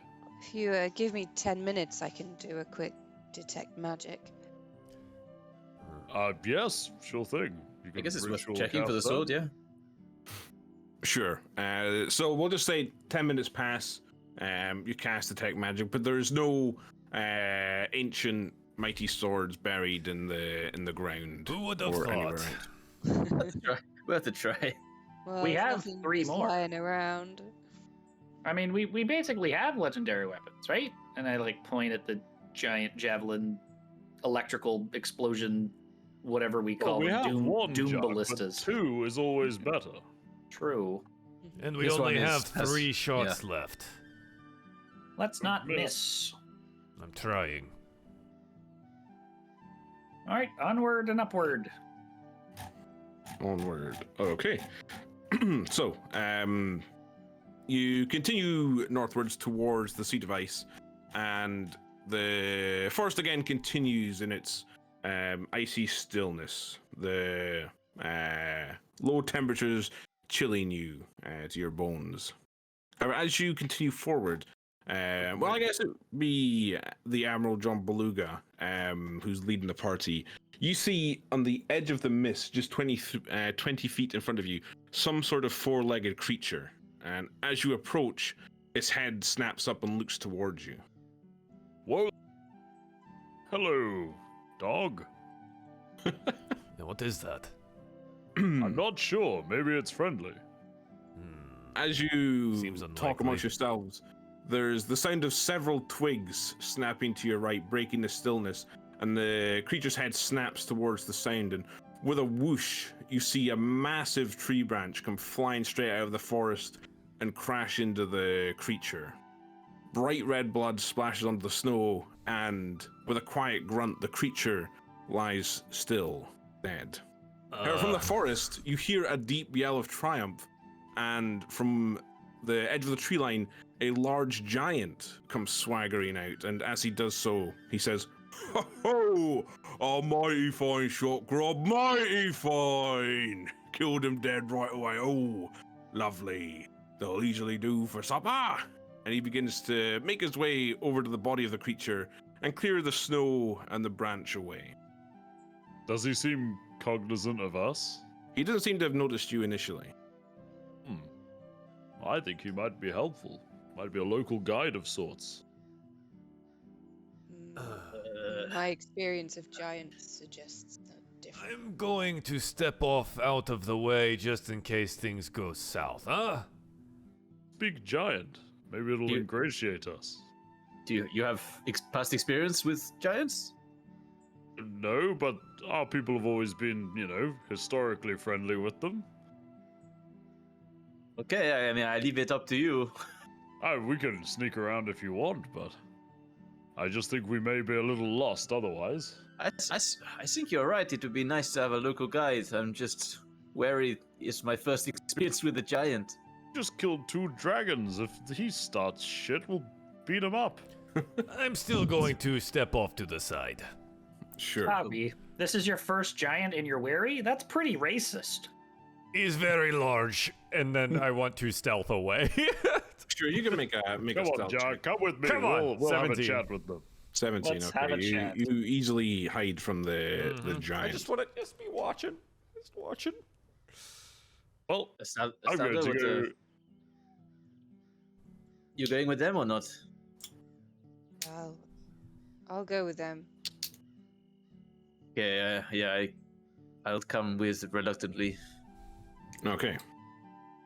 So She's the you only one that survived. approach the giant, who seems to still be clearing the snow away from the creature, but you can see now is some sort of large moose, and he begins to heft it up onto his shoulder. So what would you like to say to him? I'll call out to him. Initially in giant, but then I'll swap back to common. But in giant, I'll just say, "Hello, friend." Okay, as you call it hello to him, with a high-pitched scream, he yells, "Oh!" and pulls onto his behind before looking up at you and say, "What the? Who are you? What right have you got sneaking up on Grob? Oh, I didn't mean to sneak up on you. You I didn't scared the blood. Look at you all standing there like bleeding ghosts."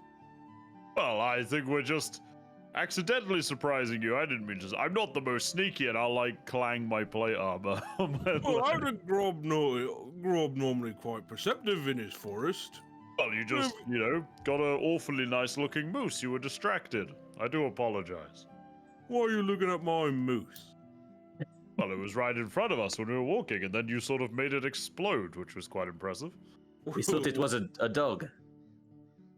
Apparently. Well, it's not that. but now it'll fit quite easily into the pot. See, and with kind of a twist of his wrist, you hear a large crack from the spine of the creature as it almost folds in two. Oof. Well, yes, that looks quite delicious. Say, we were wondering, could you give us any, sort of, you seem like a local fellow, any sort of traveling tips for around here? Well, I don't normally mind travelers through my forest. Where is it you're off to? I think we're meant to be going to the, up the mountain, actually. Oh, you're off to join the Dragon Kin, are you? Few of them have come this way recently. I wasn't really thinking of joining anyone. We're just sort of seeing what's up and then making an informed decision, Well, I suppose I could show you the way through the forest, but it's a mile out of my way. I'm kind of hungry. Well, you could eat first. Maybe we could come back with you and then we can head off. It's an awfully nice offer. Well, what have you got for Grob to make it worth his time? Oh, Grob, what sort of things do you like? And this he kind of picks up the tree branch and begins to dig into one of his nostrils as you see his face screw up in concentration. Well, I like me branch, of course. I like moose when it's dead, of course.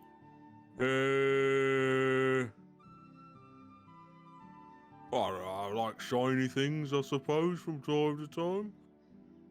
Well, I would also... Oh, please continue. Admiral, we have maybe a shiny thing for him. Oh, a shiny for Grob, you Right. say? Oh, you mean what we found earlier? Yes. Oh, well, if you don't mind. Yes, Grob, what do you think of this? And I'll pull out the emerald from the kobold shaman's staff, and I'll kind of glint it. No, I won't give it to him. I'll kind of like hold it up so he can see it shine in the sunlight. So he approaches, and as he gets close, his heavy footsteps rock the forest, and snow begins to cascade from some of the overhead branches down. And he peers very close. As he does approach, you do smell that he has quite a pungent stench to him. Seems to not have bathed probably in his life. But unless he peers closely at the emerald you show him, and he says, "Well, it is pretty shiny." Yes, we took it off a kobold who got in our way, and he tried to kill us, and then we did him up and found this. Oh, that's what's further north, the kobolds. Well, I've been trying to get through their camp, but, well, I mean, Grob's brave. Let there be no talk that he is not a brave giant. But there is another big fella in their camp, and I'm a bit reluctant to try and fight my way through. Wait, is this kobold camp between us and the mountain, or is it somewhere else? I'm afraid so. You see, Grob actually, I used to live a bit up the mountain, but they set up this camp, and I can't quite get up to my old home anymore. Oh, Rob, we have a natural working arrangement then.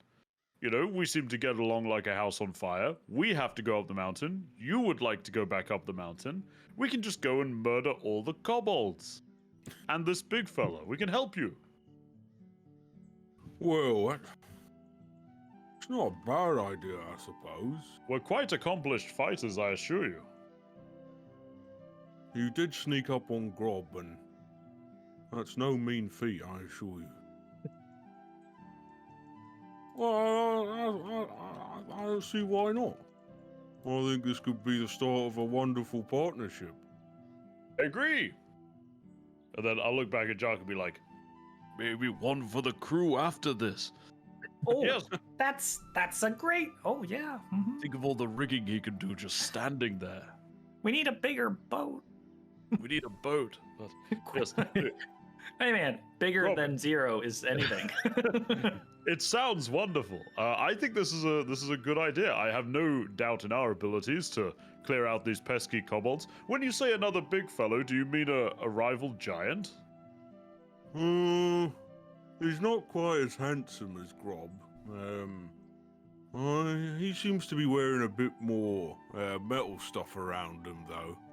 And the kobolds seem fond of jumping all over him. Well, I'm sure we can deal with him when we get there. Well, okay. But, well, it is dinner time. I mean, we're not going to keep you from your food. I'll look around everyone else where we could go and eat with Grob and then set off when we're ready. Sounds like a great idea. Okay, yeah, sounds good to me. Is there a bathing arrangement for you, Grob? Do you shower at night or anything? Bobby, please. Just out of curiosity. No, I sleep at night time most of the time. Oh, Except The when I best can't thing to sleep. do. fair enough. Okay. Yes, I guess we can try and eat here.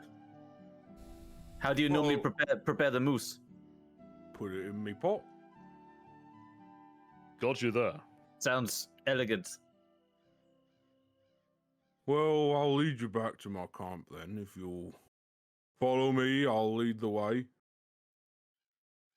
And with that, he kind of hefts the moose up onto his shoulder and grasps his branch and stomps off into the forest. I Back see, to the way he... Sorry, go ahead.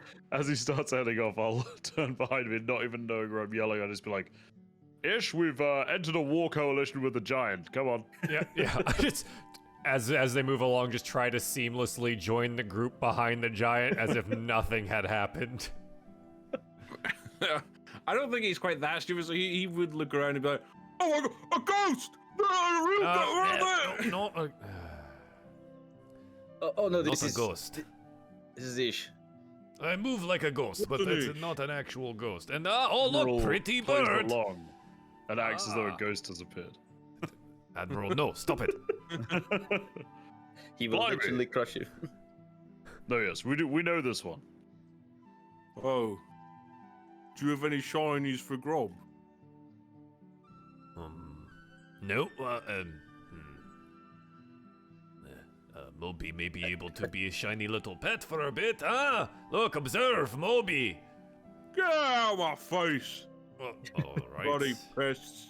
No, No, they eat my food when I leave it out. I hate birds. Moby is. I do not have a Maybe shiny for you at the moment. No. A tooth, maybe a tooth. Oh, I have a dragon's tooth. Do you want one of those? Oh, Grob's found plenty of dragon's teeth around here. I've got no interest in such things. Shinies is what I want. I have a But anyway. shiny gold piece. One stinking gold. What, the emerald is not good enough for everyone here, or is it? Oh, I'm happy with you offered, is all, you know. Well, I didn't offer. That was not me. Well, I can you play you are- a song. I have a viol, apparently, in my bag here that I know how to play for sure. Maybe when we get back to camp. I'm not one of Perfect. Great. I'm not really for music, I'm afraid. Not really for music. All right. So with a heavy step, he once again leads you into the forest, and he essentially retraces his steps. You can easily tell the path he has taken between the heavy footprints in the snow, as well as the multitude of broken twigs and branches that he has snapped off in his passage. And after about an hour or so's walking, he arrives at a small clearing, where there is a simple a simple iron pot that looks heavily dented and banged. And it seems to be, upon closer inspection, composed of a variety of shields that have been hammered together, as well as various pieces of armor and weapons. At the base of this, there is a small bank of logs. As for Grob's shelter, it seems to just be several of the tops of trees that have been hacked off and piled into a small arch that he sits in, and it just covers his shoulders. And as he sits down, he chucks the moose towards the pot, and kind of kicks his feet back and says, "Well, if I'm the one providing the meat, I think it's only fair that one of you lot does the cooking." Jack, I assume you do lots of cooking as a first mate on the ship. No? Yeah. Sure. I'll give Probably. I'll give Jerk a hand. I can give it a try. I know how to I don't know, stab someone, I guess. That's fine. I at least know how to skin the moose for you. That's a good start. I didn't even think of that. I thought you might not. Are there any large boulders around? Sure, why not? Let's say there is a large boulder around. I would like to fashion a new pot using my stone shape. Because his is pretty dented, pretty crap, right? It's not great. Yeah, I would like to fashion a new pot from a boulder using stone shape to present to the giant. He kind of scratches his head and says, "Well, how does that conduct the heat from the fire?" Wait a minute. I mean, it's good for. No, maybe you're right. Have you ever had tagine, Grob? Yes, You can exactly. make a marvelous tagine in that. I would know about that, being from where I'm from. Maybe. No, please explain the method of tagine cooking to Grob. Well, Grob. I'll spend the next 5 minutes giving Grob an outline of how to make a tagine.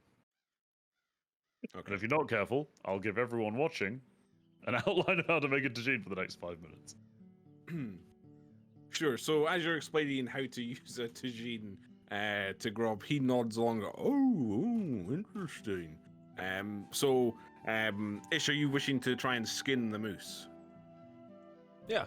I assume it's something he's done plenty of times, like just yes, you hunting, can, right? I would say you don't even need to make a check. You can just do it. You strip off the thick fur, dispense the antlers, and essentially prepare the carcass for a pot. But as you're sort of doing it, you do see several areas where bones have snapped and are splintered, and as described, the spine is completely snapped in two of this poor creature.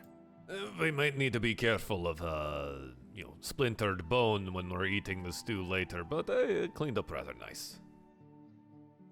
All right, into the pot it goes. Just like Alright. start throwing meat into the pot Yeah. Sure. haphazardly. So yeah, I won't say again, no checks. You're making a stew, which I assume, being level 8 adventurers, you've made plenty of food. Throw it in, leave it there. Done. Yeah, nice. You do see a large wooden spoon that is almost as tall as you are, Jark, which you would assume that Grob used to stir the pot. I will literally and proverbially stir the pot. Okay. So yeah, is there anything any of you would like to do whilst the meal is being cooked? Essentially, you serve the meal out. Grob takes waits until you all take a small amount and then just pulls the large pot over to himself and noisily slurps from it. Moose. Moose stew. Great. I'll be honest, on the scale, it's probably on the better end of things we could have found ourselves eating out here. Right. I wonder, does he know Grob? His name Grob. Grob, yes. Grob. Sorry, Yes, you're gruff. Dragon You're gruff. King. I was wondering if you knew anything about I don't know, what happened before on the drag. There's a big dragon, obviously, in the top of the mountain, past the Cobalt Village and all of that. It was sealed away or whatever, and now it's not. Do you know of any magical weaponry or heroes or any fun stories to tell while we're eating our moose? You ask Grob a lot of things there. Could we have some exposition, Grob, please? Maybe something about the legendary sword. I don't really know much about swords. Much more of a branch wielder myself. As for dragons, they don't bother me. I don't bother them. But these little ones that have shown up, they've, as I've said, they barred the way to me regular house and can't get home. Did I know you the mist started recently and all that's quite new. the mist recent? Yeah. Well, I don't know how. at least not in all of Grog's memories is there mist. Wait, how long has the mist been around? Is it the same let's like see. this every day? He makes the same concentrating face and once again reaches for his tree branch and begins to prod deep into his nostril before he says, I don't know. Gotta move the brain cells around a little. So, wait, like 2 moons maybe? 2? And it has not dissipated once. No. It does make hunting both easier and easier to sneak up, but harder to find the moose. Well, that is a concerning sign. The mist should not last for that long. In any case. God, did you notice it arriving from any particular direction? It came from the mountain or? No. Okay.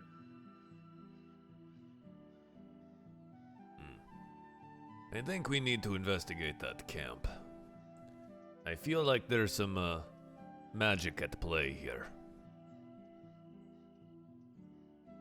Shark nuts. Sure. While slurping moose. Right. Well, Sure. yeah, let's rest and figure it out in the morning. Okay. So, do you guys bed down for the evening? Does anyone wish to keep watch? Grob himself, Absolutely. after eating almost all of the stew by himself, simply falls onto his back, and you hear deep snoring coming from his small tree, and it's not even a hut. Yeah, Ish will definitely keep watch. And since he has spell slots at the end of the day, he's going to set up a couple of cordon of arrows, just in case, kind of like further away from the group for, any would-be trespassers. Sure thing.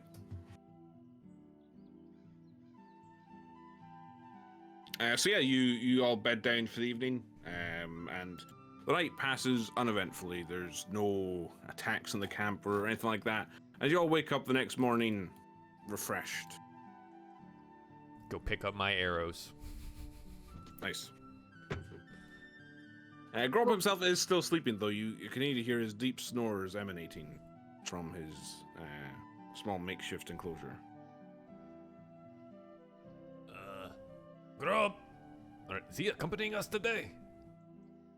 He's gonna kill some kobolds with us. Alright. Yeah, he's our guide. Grob, grab your stick! It is time to go! If you're just yelling at him, from outside, he doesn't seem to stir. He wants to go poke him. I'll cast Thaumaturgy and make my voice booming and be like, Rob! Oh! Yes, father! I'm up! Ah, good morning, Rob. I'll drop my Thaumaturgy. Who was that? That was me. I just yelled. Sorry, I don't yell very often. It was very loud. Apologize. Good morning. Are you ready to take back your home? And this he takes his branch and once again starts prodding deep into his nostril. Before resolve hits his brow and he says, "Yeah." Yeah. Good. We'll let you lead the way then. We've all eaten. I assume you're still maybe full from moose. That was a lot of stew you ate yesterday. But you are a big fella. Well, if there is any food going, I wouldn't say no, but, well, I can just eat the kobolds after they're dead, I suppose. That's a good idea, too. Delicious. Okay, let's go. And he,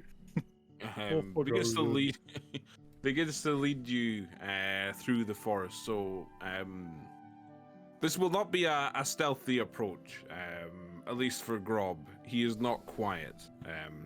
Shocking. So he will lead you for about an hour or so through the forest until at a small incline he looks back and says, "Whoa, the camp's just a bit ahead. if you look up, well, you would be able to see their plumes of smoke from their fires. Oh, well, the mist, you know. I think I will take a moment here, if you all don't mind me, having Moby take a look around. Oh, go ahead. Right. That's like a good that. idea. Yeah, so same deal. Gonna go into Moby's eyes there with Beast Sense. And take a little scout. Sure. So Moby flies beyond the canopy and crests the bank of mist that covers the forest floor, and you can see about 300 feet ahead of you. There is what looks to be a large encampment at the base of a small valley. Several tents have been set up at the base of the valley, through which you can see a path leads up towards the mountain. A closer look reveals a number of kobolds standing and moving through the camp, and a large ogre sits in the middle with a wooden platform strapped to his back, and he sits cleaning his teeth with a large animal bone. And I will just simply show you the expected battle map here. There you go. Relaying all of the information to my friends as I see them through Moby's eyes. The path goes straight through the camp. Honestly, the camp is not overly large. There's quite a few kobolds. The ogre may be problematic. Looks like they've got some kind of platform on their back, maybe for the kobolds to utilize, as they are much smaller. Sounds like it. How far away is it from where we stand? DM, how far? It was 300 feet. 300 feet. Not too far. As soon as we get too close here, Grub is going to be the center of attention. But we can start to flank around if we find that valuable. Does Good flank. I look at Estelda and I say, that stuff you've been doing in combat to make things a little easier, maybe that's good to do before we get into the fray. Yeah. Well, we've, we easily sorted out those dragons. I think a camp of kobolds and an ogre is not going to be any harder. I think, we showed that we've got such good teamwork now. We've got a giant on our side who is clearly strong. Yeah, we can Thank do you. this. I'm gonna use my inspiring leader feat. Nice. Oh, nice. What's that do? So that gives everyone some It's like temporary 10 hit points. Yeah. I like how the three regular DMs in the group are like, someone took a feat. Yeah. You said 11. So yeah, so up to 6 friendly creatures. Grub gets it too. 8 plus 3, yeah. Oh, what about Mo? 11. Moby's too far away. Oh, Moby's way gone. He's I will, some 200 feet in the air. I will. If Grog is definitely- inspired, then sure. Yeah, Whoa! Already? Yeah, Jack, I cast Death Ward on you, so you thank got you. This got again, 0 eh? feet protection. I think I will take a northern route here. Maybe get to the side, up against one of the trees there, and so I can rain some arrows down. Might it not be useful to funnel them into us, into some sort of a kill chamber? I think I have something that could maybe do that before we even started fighting. Aye, so you want me to stay with the group then? Potentially, it depends what sort of tactic we decide to go for. Hey, But if you we are can the drive them all admiral. this way. If we can Yes, drive I'm them. mostly versed in naval combat, though. But yes, I suppose if I could get close to the borders of their camp without being seen, I would be able to certainly cause some issues for them. And probably Admiral. drive them where we want. You are not very quiet, but I do have a trick for this. Ooh, I like the sound of a trick. Indeed. I can get you somewhere quietly. Interesting. I would need somewhere where I could be relatively protected, but with vision of the camp. Into Moby's Would- eyes. would, Can I find something like that? in the top right hand corner, there is a rocky outcrop that looks down into the camp. You could go there if you'd like. I think I found my archer's perch as well as your location for this. Well, why don't we go there and we can drive them towards everyone else and get them bundled up? So, I assume somebody has something to have them have a rather horrible time. Something to make some terrain very dangerous to pass through for them. Perfect. But I don't know if you want that between us and you. Between us and them, or between you and them. To Use make everything on them when they're grouped up. That's Indeed. the idea. Just drop it So on I'll them. put it in the middle. No, well, put it. If we drive them around here I'll put it on here. our yeah. mental mind map, we can put it here, and then I can drive them Drawn all. a little map in the snow. Yes, so on everyone my knows. map in the snow, I'm going to drive them all. That's a square. I'm going to drive them all this way, and then they're going to go down into here. Is the plan? Wonderful. So I will get a nice. So you just fuck them up in this area here. Wonderful. This is Excellent map in the snow. tactics map. for Yeah, little the dudes. Build the snow map square. is great. All right, that sounds good. When you are ready, then come. I will make Okay, sure we I'll get there start following quietly. him. Yeah, as we step off to the side here, I'm going to drop the concentration on beast sense, and we're going to go pass without a trace. Okay. So the shadows will coalesce around us as we step off into the woods. Okay. Let me just delete this obscene drawing. So before we come to the rest of you, what would you? I mean, Grob is once again picking his nose with his large branch, looking confounded down at the drawing in the snow. What would you like him to do, or what would you like to tell him something, or? Rob, I think the best thing for you to do is take the big guy. I mean, the little guys, they'll be, I think, easier. But you're a pretty big fella. Probably best if you tackle someone your size. I am a big fella. Yep. Well, I can take the other big fella. I would also not pass through the area that I'm about to make very painful with spikes to go through. I would wait for them to come to us. Oh, Gross. wait. Whoa. Spike? No, it's snow. This is snow we're standing on. And I know the spikes aren't there yet. They're coming, at the right time. Will I see the spikes? You will yes, you will, yes. Okay. Right, well, so what, are we just walking up and... Oh, how about you, kobolds, or... Yeah, we can intimidate them to come to us, and, they'll come to us. I think we're waiting for Ish and Admiral John Beluga to do some type of sneak attack. But then they'll yell out the keyword and everything will pop off from there. Well, I don't know. Just tell me start when... running when we start running. Right, I can do that. Grob's with you. Thanks. Okay. So, we'll come to Ish and Admiral John Beluga in a second. What are the three of you doing then? Are you wanting to try and... Where would you like to be, I guess, is what I would ask. On this path, so, about around here. So do you want This is to where we're coming stand from, right? On the... Yeah, you guys are approaching from the south. Yeah, I mean, I'll kind of just conceal myself in a nearby bush. Sure. I Yeah, that's definitely fine. want to be stealthing. Actually, fuck that. through I'll fly into a nearby tree instead. Yeah. Okay, so you were still sort of perch 10 feet up in a tree. Yeah. Okay. Well, I'm just hovering, but I'm using the tree. to Okay, conceal myself, you're just hovering. Okay. Yeah. Astalda and Jark, where would you guys like to be? I'm in the trees, Okay. melding perfectly with my green skin. Obviously. Yeah, I guess we're waiting for Grog. What's his name? Grob to Grob, yeah. draw the Grob's sort of attention first. following you, Right? so I mean, he's not going to try and he keeps walking. Yeah, Ish and I are gonna funnel them towards you. That's the Okay. plan. Okay. So do you want to put yourself on the map, Astalda, Yeah. just so we have a point of reference for where you are?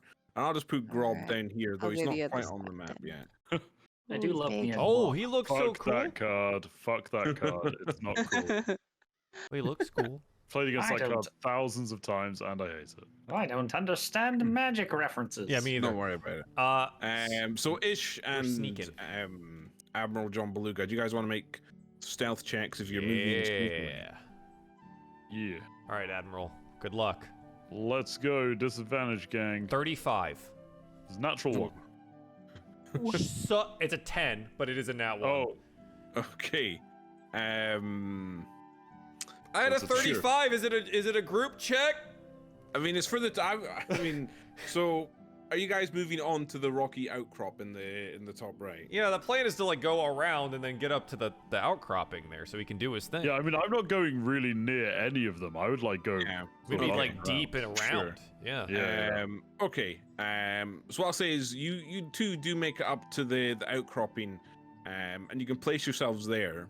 Admiral John Beluga though does accidentally kick a large rock that begins to cascade down the side of the rock face, and you can see several of the kobolds turn and look towards you. So you would assume that the time to go is now. Okay. if you're going Banana to bread. attack. Banana bread. Well, in that case, So I will say because of the stealth check, there's no surprise round or anything like that. And we'll just roll initiative. Okay. okay. Let's do it. So what I'll do is I'll just do this similar to what you did, Joe, with the Abishai, because there's a lot of kobolds here. I Yeah. will group them so By that it's color. a bit easier for me to control them. So if you just bear with me. Shark No. did not roll his initiative as well as he did last fight. I rolled a 6. 15 for Ish. Stalda and I are still looking in the snow. 6. Yeah. Nice. We're waiting for something to happen, I think. Mm-hmm. Sure. Sorry, just bear with me. I've got a lot of kobolds here. You got it. 16 was probably the best I've rolled in initiative for a long time, to be fair. Yeah, I always low roll mine. Always roll badly. Yeah, I swear my initiative always goes bad as well. I know this is Let's get unrelated to this this campaign, but when we were fighting what's his nuts in In- Yes. These nuts. Avernus, check that out by the way, anyone who's watching. They I couldn't believe how crappy we rolled at initiative. Like everyone was at the bottom of the turn order. It was Oh ridiculous. dear. I'm almost there, guys. I'm almost there. Give me some encouragement to make it through. You can do it, Zugs. So many kobolds. You can do All it, right. Craig, but You can do delete that a few of them if you wanted while we to. play. It's all right. Let me add the ogre. Okay. Now I need to roll turds for them, so bear with me on that. Who lives in a pineapple under the sea? Admiral Beluga. He does, it's true.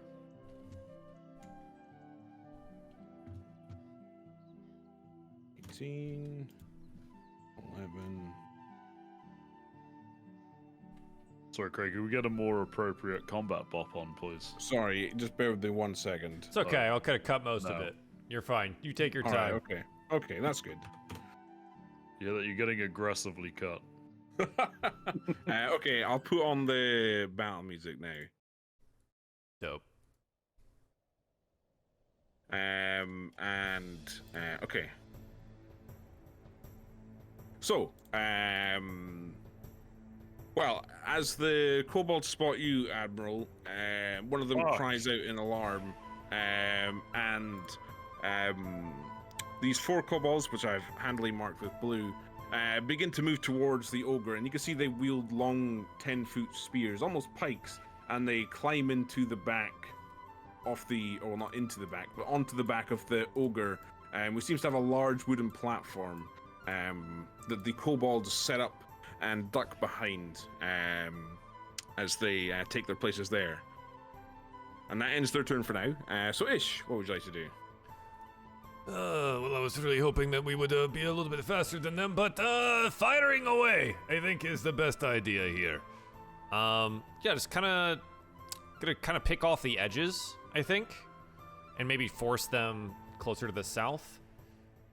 See if I can't help in that regard there. So I'm gonna go ahead. I'll put sharpshooter on this, and we'll get a hunter's mark out as well. So I'll just place it on this guy here, on the that top guy there. green. Okay. Yeah, that green guy there, and then longbow on the first. Oh, that's a bad one. So I'll follow it up with a 15. 15 hits. All right, cool. For 16 points of damage. 16 points of damage. Okay, yeah, that's a solid hit against this poor little kobold. I forgot my hunter's mark though. Additional 4. It's a 20. Additional 4. Okay, he is almost dead. You see the single arrow pelt straight into his chest, and he coughs up blood. Anything else? Admiral, if you're going to do something, now's a great time. I think our lack of stealth may have scuppered my initial plan somewhat. Hour? Yes, where was a group effort? I rolled a 35. Yes, well, I did not. Okay, so with the end of Ish's turn, the kobolds cry out, "To the northeast! They're up there! Get them! And this first one will move here, and between the tents he can't quite see you, so he will dash here. This one will dash there, and then dash up there, and then this last one will. Let's see, he'll move here, and then here. They seem to be moving towards you. That ends that group's turn. The orange group. Let's see, this first one moves out between the tents and will take fire at you, Admiral, with his bow. Aren't I like up on an outcropping? Yes, Okay. but it doesn't quite provide cover, I would say. The first attack roll is a 6 and then a 12. Yeah, neither of those hit. The second one will push through this tent and will also fire a couple of arrows at you. That's a 22 and a 5. Well, 22 hits. So that's 2 points of piercing damage as the arrow just nicks your shoulder. And the last one will Aesthetic damage only. begin to rush towards you with a surprising display of bravery. And that ends his turn. So the green ones, this one will hobble over behind this cart, and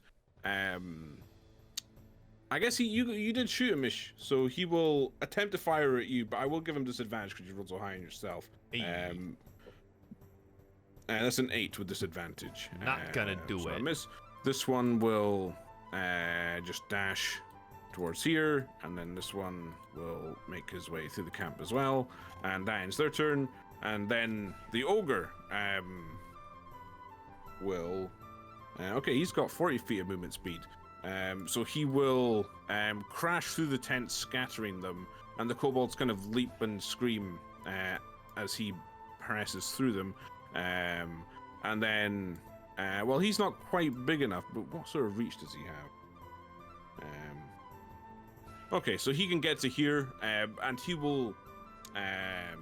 I guess he'll just have to wait there with his dash. That ends his turn. Rob, now! And now it's going, "Oh, Grobs be waiting for this." And he will, I think it is just 30 feet. Oh no, he gets 40 feet as well.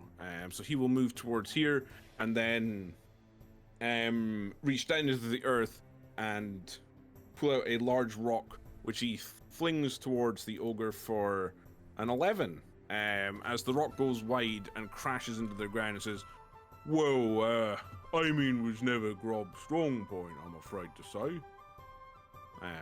And that ends his turn. So now there's 4 people here with initiative of 6. So the kobolds have a dex modifier of 1. So Dex 2. 2. It's definitely not me. Yeah, mine's 2 as well. okay, so well, I guess Jark, Avian, does one of you wish to go before the others? You go ahead. Okay. And what's your dex mod, Admiral John Beluga? -1. Okay. Perfect. Avian, what would you like to do? Okay. I see a I box think- being drawn, which Yeah, I'll that's me preparing a spell. Alright, Sorry, okay. I thought I'd do it now instead. It's just of I'm so fumbling used to around. Josh being the one with AoE spells. Yeah, I just instead of fumbling around, I just thought I'd do it now. The original plan, I think, is going to shit a bit. So, I am going to cast Spike Growth. I don't have to draw circles, Craig. Do you mind? I will draw it. By the How way, big is great it? spell. 20-foot radius.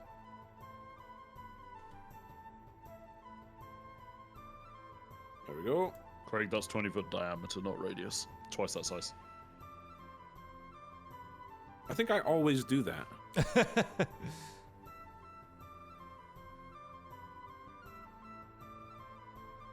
That's an oval. Right?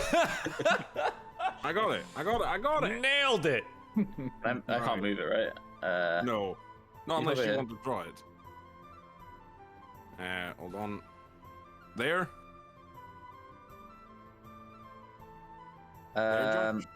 Actually, no. I'm gonna put it in front of the dude, Over here? our dude, in front of the giant. Yeah, like here on this group of 4. Like this. Yeah. Exactly. Okay. Yeah, that'll do. Okay, so that's my spike growth, and then I'm going to. That's the end because I'm already up in the air. Okay. Yeah. So they take. I think. Do they take damage immediately No. When they move. When they right? move. when they move? Okay. It's a 2d4 per 5 feet. 2d4 per 5 feet. Yeah. Hopefully they don't have ranged weapons. Anything else? I don't think we're that lucky, Jark. No. So just to confirm, the people who are facing the other way who didn't see it don't know about it, right? So like would the you- ogres who are running towards the other people, they won't have seen it, which means that they have to make a wisdom check to know that it's there. Okay. Yeah. If they didn't see it come up, then Cool, that's it then. Yeah. okay. Jark. This is how far I can get with 30 feet. It makes me so sad. Oh, you're just one away. Oh. Well, I will, what do I even do? I'm just gonna stand here, I guess, menacingly. I guess I could take my light crossbow. I'll shoot him. Who would you like to shoot? This little red dude in front of me here. Okay. Whack. I rolled 13. 13 misses. Darn. In which case, that's it. Okay. Jerk! So my final group of kobolds, seen the giant approach. The first one at the top will move 5 feet towards the kobold, and I guess he will impale his feet on the spikes. So do you want to roll damage for him, Josh? In fact, I will make them all move 5 feet as they all realize simultaneously. So you want to roll? Just roll it once. Okay, no, I'll let you roll 3 times then. So 2 to the top one, 4 to the left one, 4 to the right one. Before they realize that the ground is covered in spikes and cease their movement. And I guess they will draw their bows and fire at Grob. So the first one is 13, which hits for damage. The second one fires off 2 shots and both miss. And the last one, that's 1 hit for 6 points of damage. Okay, that is their turn. Admiral. Okay. I'm trying to decide whether we should do damage or funny, and I'm kind of leaning towards funny. Okay, so I'm going to... Hang on, I have to draw a big old circle for this. I need a 40-foot radius circle, which is quite a lot. 1, 2, 3, 4... Okay, I think it's like... that? Yeah, it's giant, basically. To be honest, it's so big that it's going to hit everyone. Should I just make it massive? Alright, fuck it. We'll do that. Yes. So I'm going to cast a sleet storm, hitting everything in that area. Now, I'm going to need a dexterity saving throw from every single creature in that area. You're muted, You're Craig. muted. My mistake. Now let me ask this: there is a large tent in the camp that Oh, it's comprises of perfect. heavy. Would it? Would anything inside that be protected from this spell? Yes. Wait, the tent. Where's the tent? This large Big tent canvas here. steely. There's well, so it says freezing rain and sleet fall in a 20-foot cylinder with a 40-foot radius. Okay. Yeah, I guess if it falls, it would rebound. Sleet's kind of going inside. Yeah, I mean, I imagine it would be. I think it's fair to say it would be. I can only see the stuff out here anyway. So. Okay.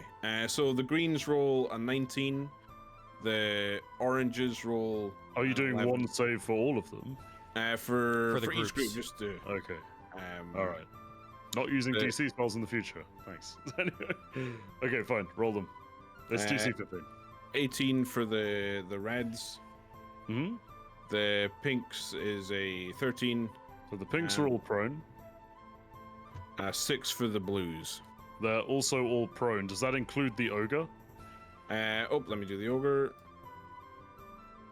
He rolls a 0. Okay. Well, Hilarious. he's prone as well. Okay. So they've all fallen prone, and they're gonna need to do that at the start of their turn as well. Okay, bear with me.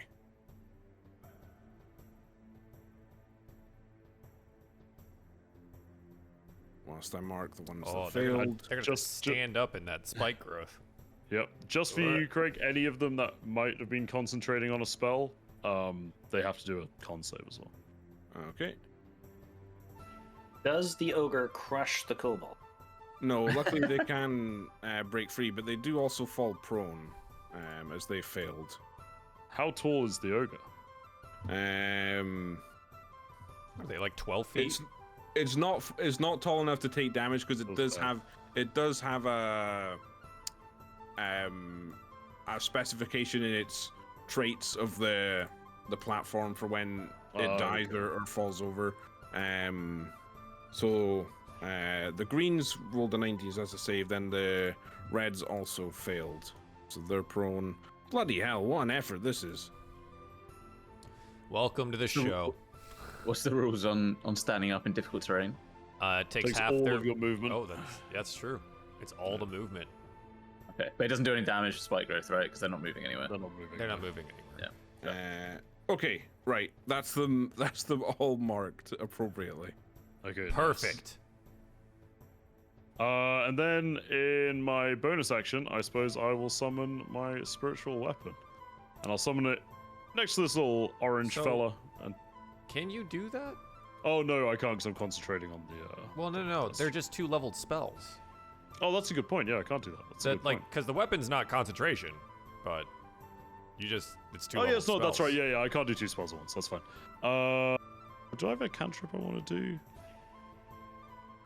No.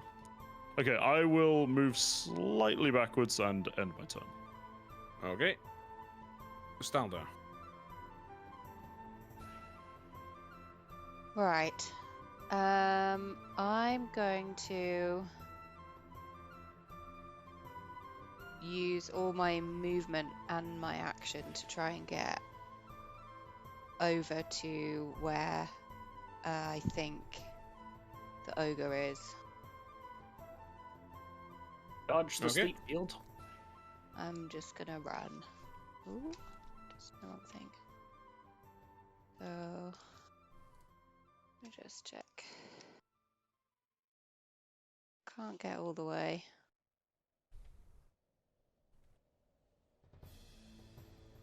I can get to about there. Okay. And is that for your turn, or is there anything else you'd like to do?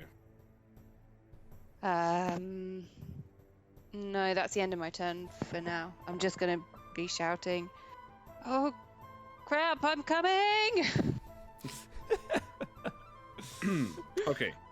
At the beginning of the turn order, the front flaps to the large canvas tent in the center flip open, and a green-robed, I mean, he's not a dragonborn. He looks initially like one, but I would say upon closer inspection, he looks to be a half-dragonkin, which I guess Jark you might be familiar with, where this is a more, I guess, bestial, more in tune with his draconic nature, dragonborn. What a he show has- off! Can you like select him in like was it Shift S? That token looks so dope. Okay. I think there was either Shift S or Shift Z. That like Well, that undid it. Oh, wait, hold on. He's gone forever. because it Hold like on. it should blow it up. I have to. There Yeah. you go. Oh, that's sick. There you go. You can Oh, have nice. a good look at him. As he steps forth, he cries out, "Minions! What is the meaning of this disturbance?" But I assume he will have to make. He then makes Or a slip dex and save. fall down. So he rolls 5. And he falls on his ass. and he falls down prone. More Looney Tunes action. What is the meaning of it? But I will roll initiative for him. You just bear with me. So that's a 6. Another 6 for fuck's sake. Remember, we're both He has two. a dex mod of 1. So he will go after the kobolds. Anyway, right now, the blue kobolds who have all fallen on their arses. At this point, they're probably too close to the rock to get up, so they will. Let's see, the bottom right one will expend half its movement to stand up, and then begin to make his way up. And this one will. I guess he'll dash as well then, and see you, Admiral, and move towards you. And just turn. This one will also stand up, and if he's beginning his turn in it, does he, or he stands up? He doesn't have to do anything else for the sleep. No. It's if they begin their turn or they enter it. Okay. So this one does get to you-ish, and he will swing at you with his long sword. You no. So that's 23 and an 8. Oh, yeah, one of those hits. That's 10 slashing damage. Most Good of my job, temporary hit points. Ow. The next kobold will stand up, and that's his movement, and then. Oh, sorry, Craig. That's difficult terrain, so it's all their movement. All right, okay. So yeah, that'd be all his movement to get there. So Sorry, the Sleet Storm description is like 2.5 It's pages so long. long. okay, that's all right. It's so long. So then this one gets to round about there, and ends his turn. Okay, so that's all the blues. Ish. Yeah.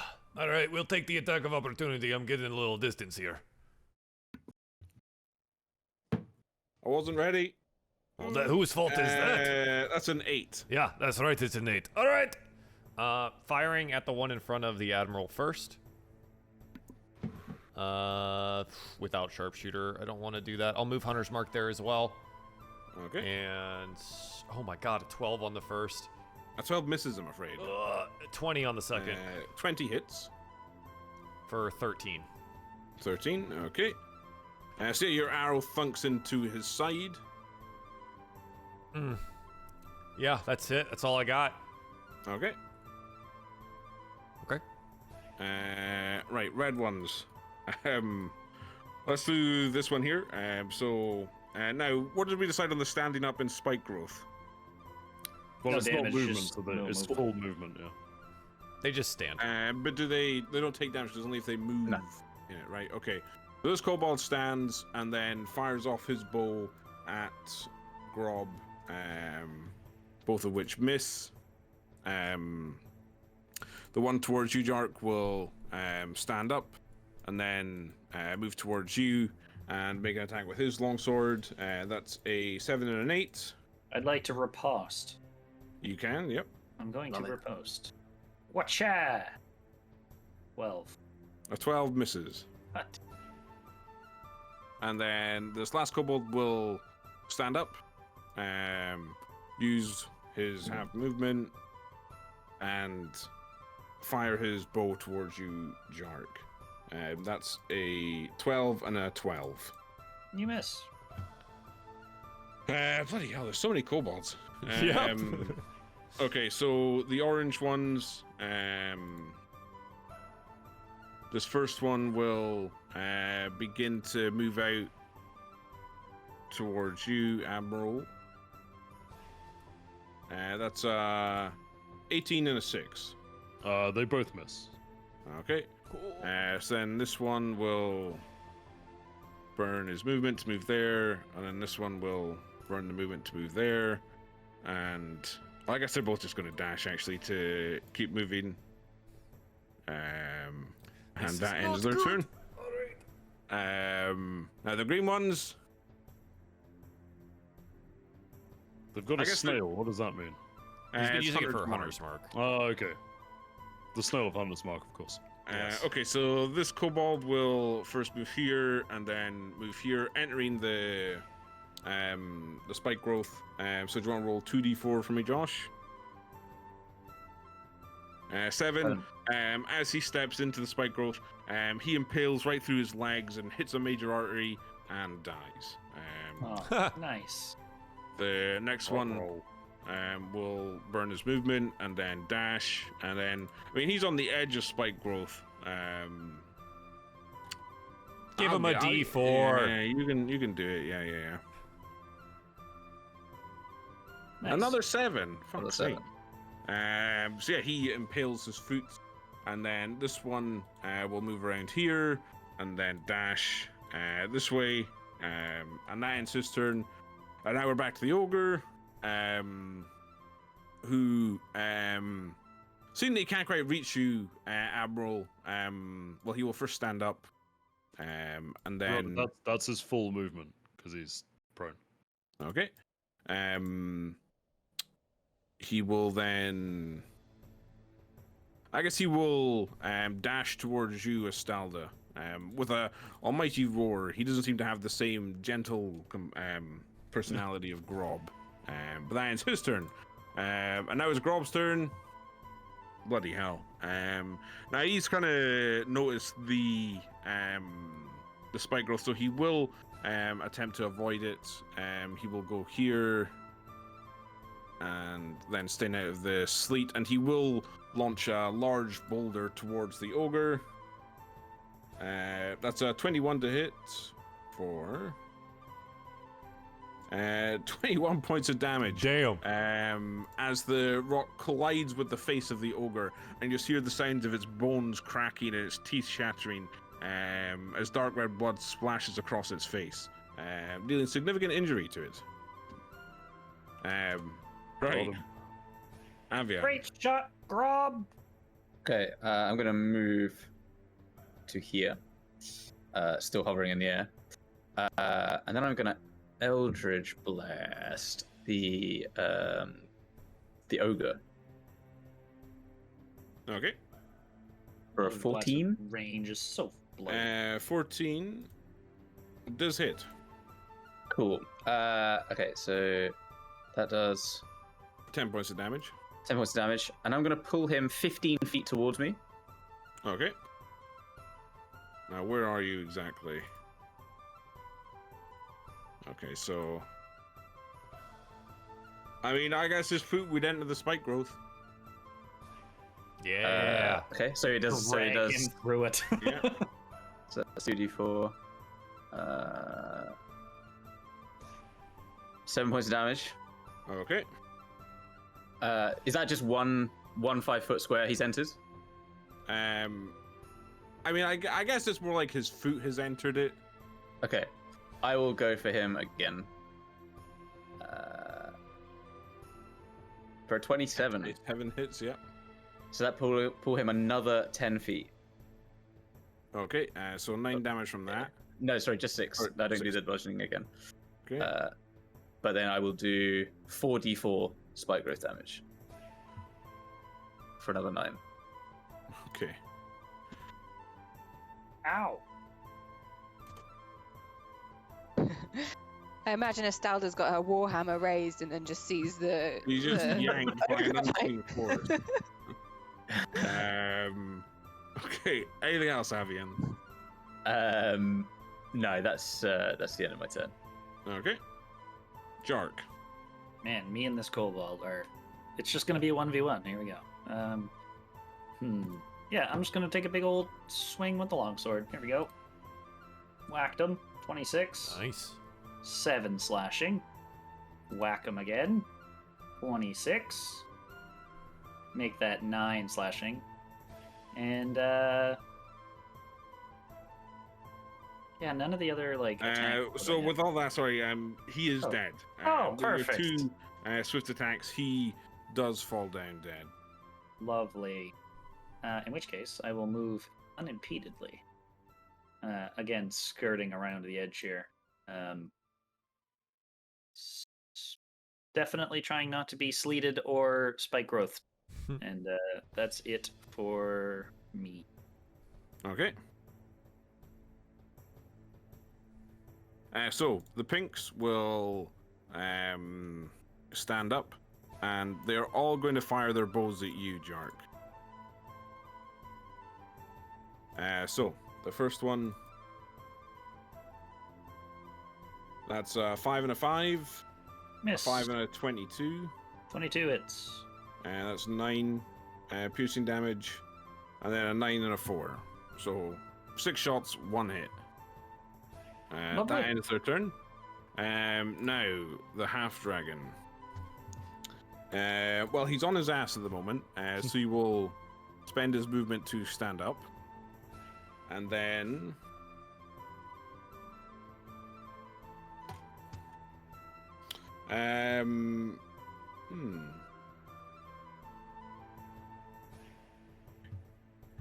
One second.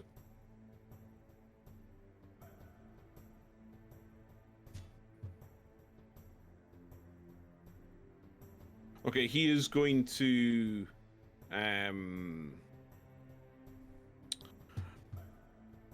Misty Step out of the sleet with his bonus action, and he will attempt to fire a bolt of fire at you, Jark. Oh, does the sleet give me any, like, cover? Is that written in the spell anywhere? Darn.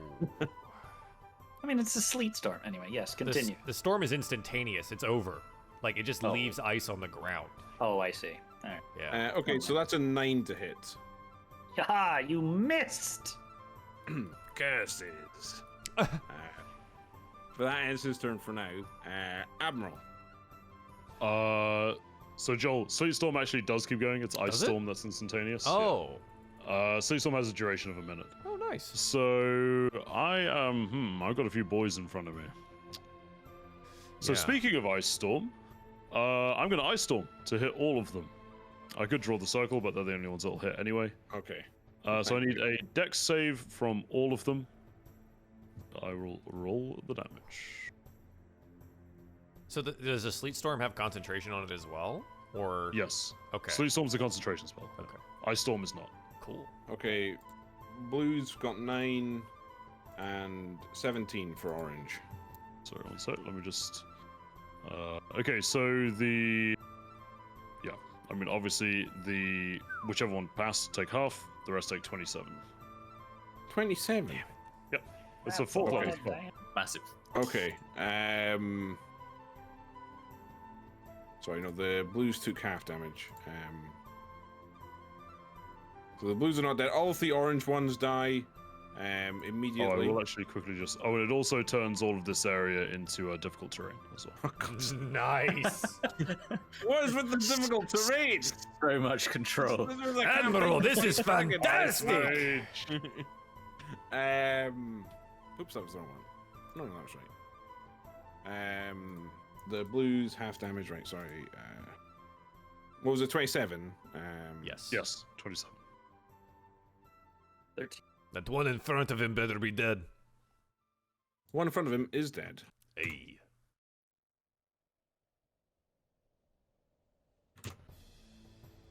Okay. So yeah, massive shards of ice fall on the ground, encasing it in ice and impaling and killing several of the kobolds. Anything else? No. That will end my. You know what? Actually, yeah, just one thing. I'll like move up and to regroup with Ishmael a little bit.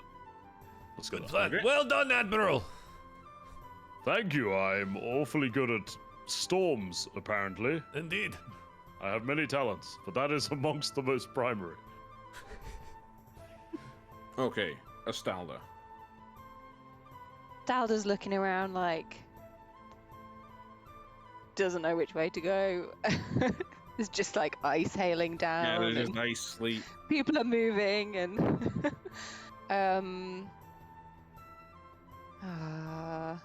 okay, she's gonna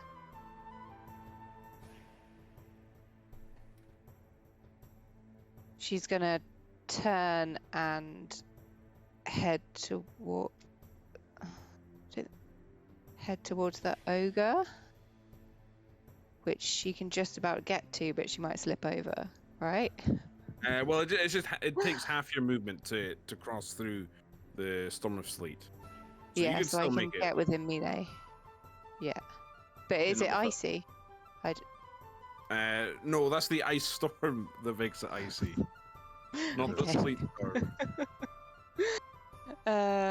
Okay. She's just gonna shout, Rob, we can take him! And then attack with her warhammer. Okay. Okay. That's a 25. Yeah, 25 hits. That's 7 damage. Okay. And then attack again.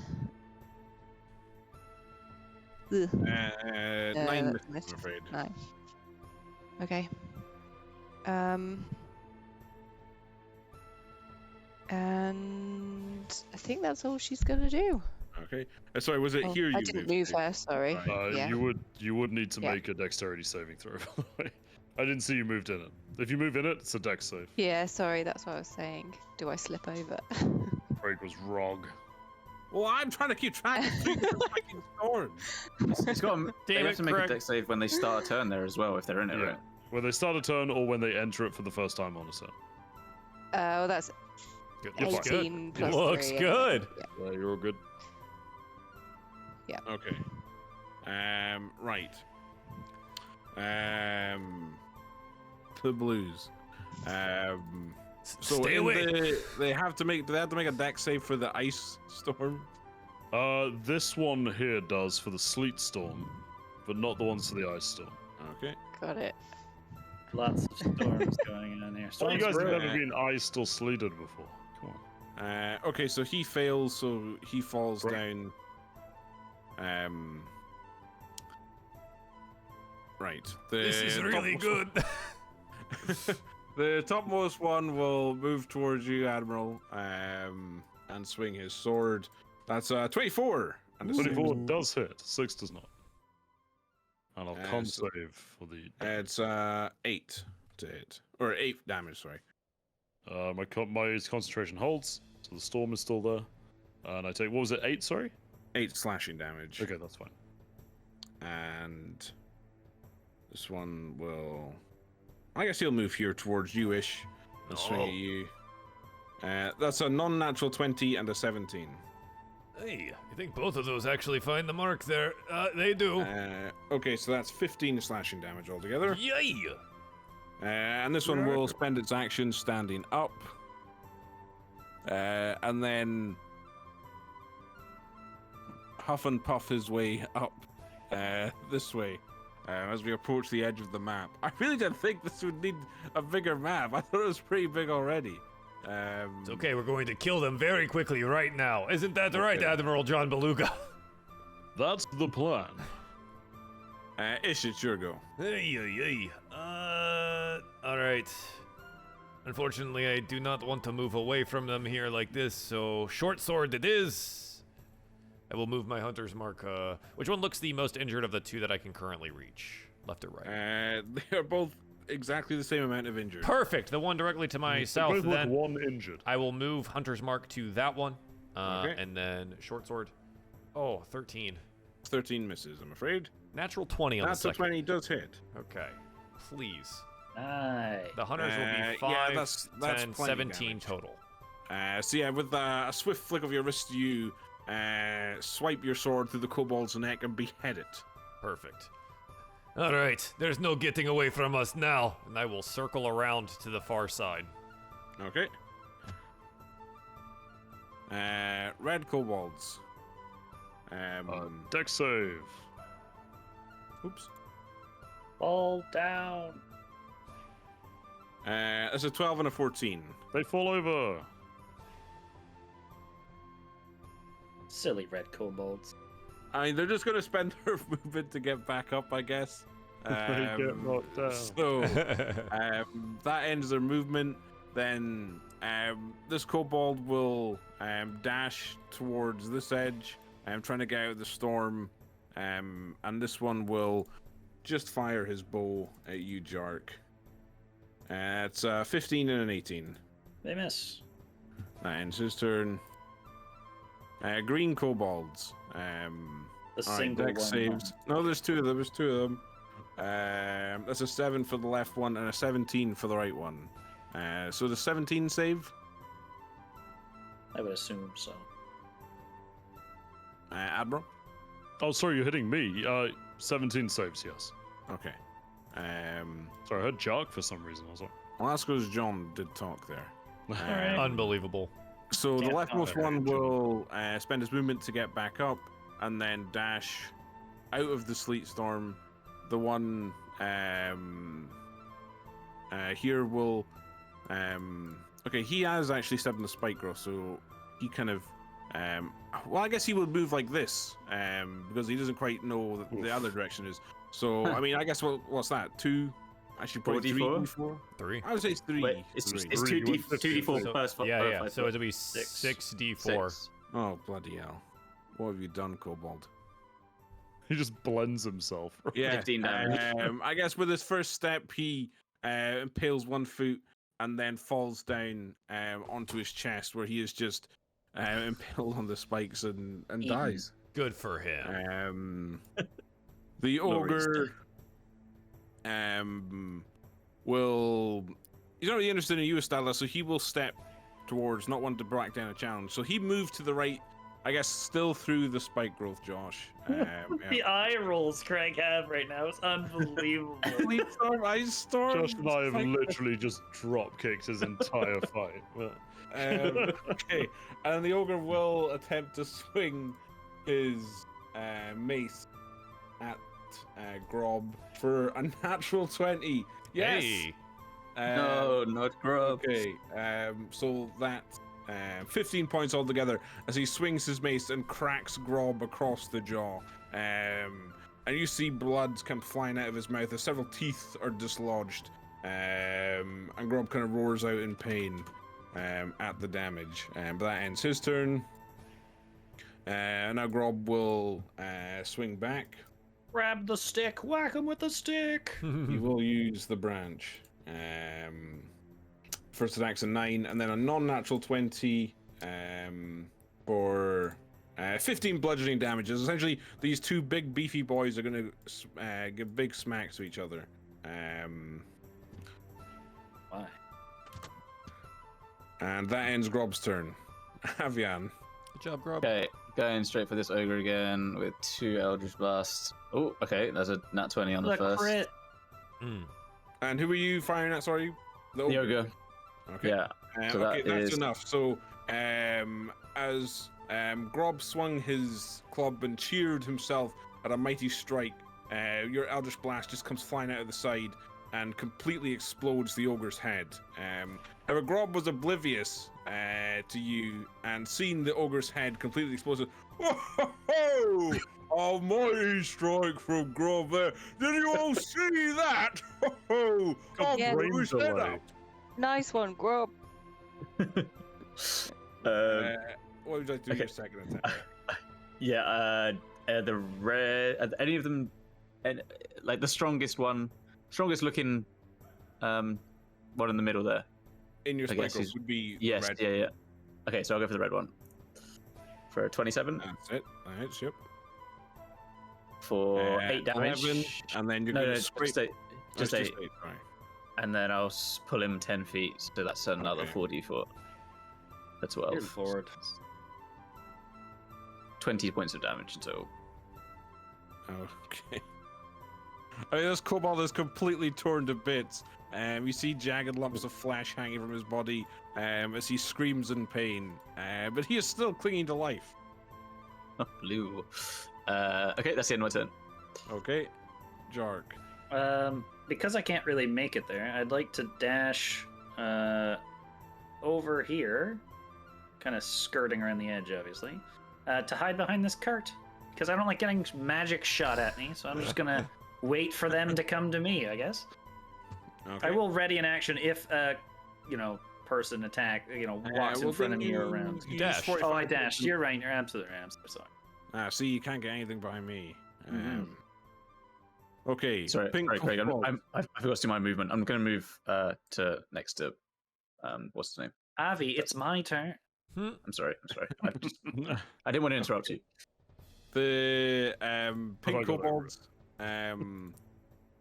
I guess they'll have to make dex saves because they are also still in the sleet storm. It's a 10, a 3, and a 21. So one of them doesn't have to fall down, but they will then, the ones that fell down will then use the movement to stand back up, and they will also not move through the spike growth, seeing the poor kobold to their left being completely minced by it. So they will fire their bows. I guess they'll go for Grob.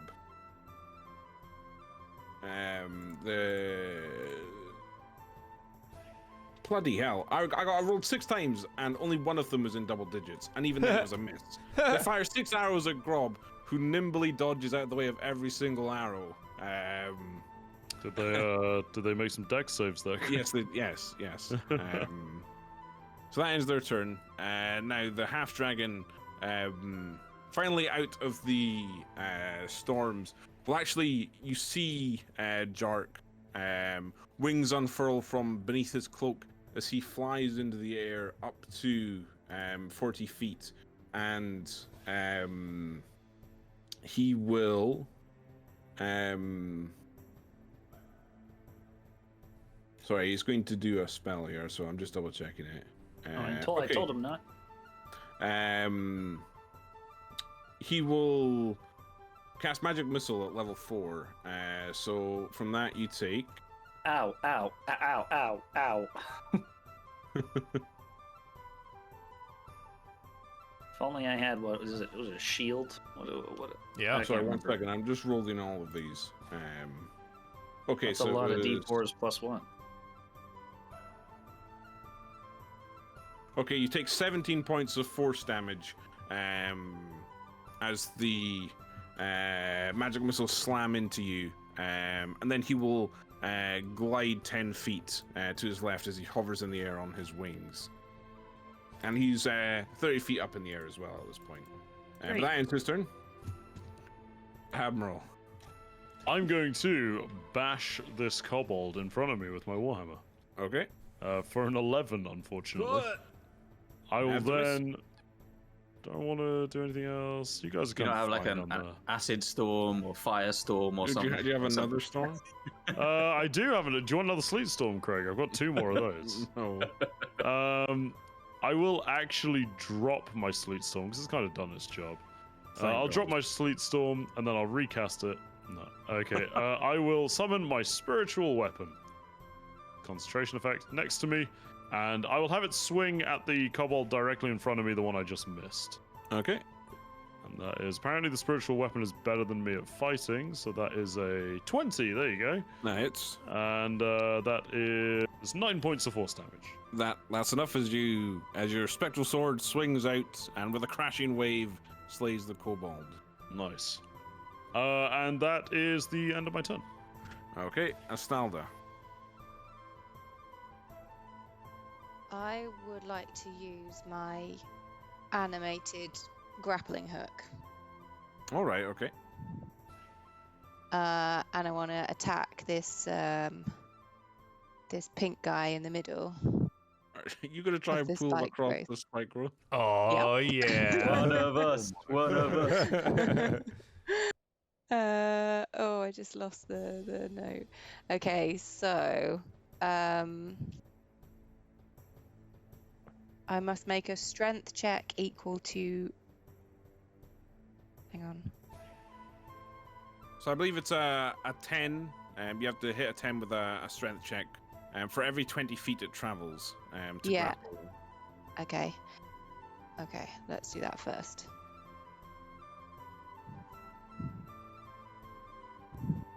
Strength.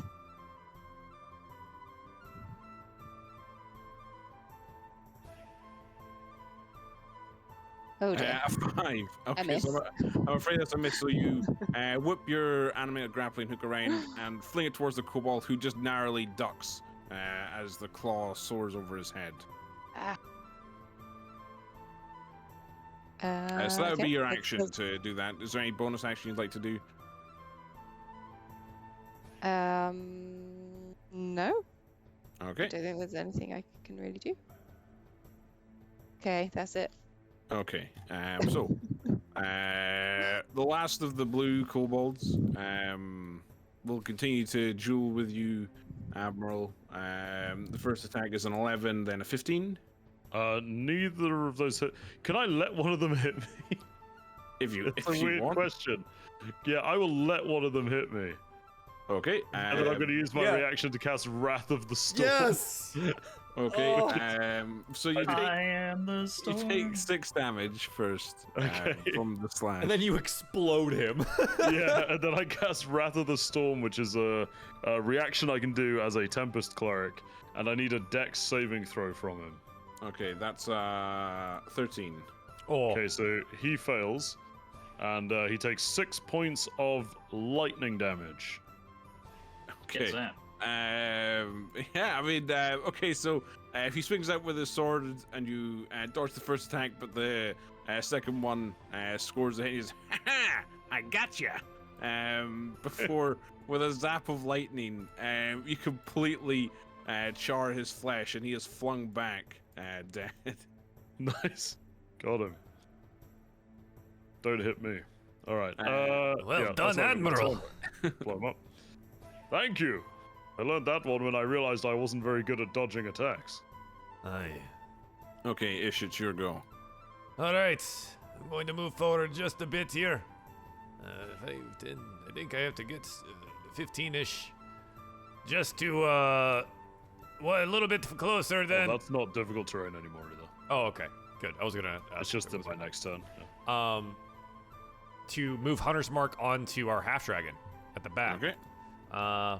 And then retake the high ground with my remaining movements for longbow. You know what? Screw it. Let's do sharpshooter. Let's see what happens. And longbow. That is a 16 on the first. Okay. That hits. Okay. Sorry, I don't know why I said okay. Yeah. that hits. It'll be 18 on the one that hits. The second one is a natural Okay. 1. Sure, so your arrow flies through and sinks into the half dragon. All Anything right. else? No, I think that's it. Okay. Red kobolds, one on the left. Will come for you, Jark. Swing at you. That's a 22 and a 9. 22 hits. That's 6 slashing damage. The the red one, who I mean, I guess he's on the. Well, I mean, no, he was just pushed across the spike growth, so he's not on his knees. He doesn't have knees. I know he's such a broken person. He will try and fire his bow at you, Abby. That's a 6 and an 11. They assume both those miss. miss. Both miss. Okay. Greens. There's one green left. So following his companion, he will also come for you, Jark. That's 24 and a 19. 24 hits. That deals 9 slashing damage. Ow. The ogre had his head popped. Sure did.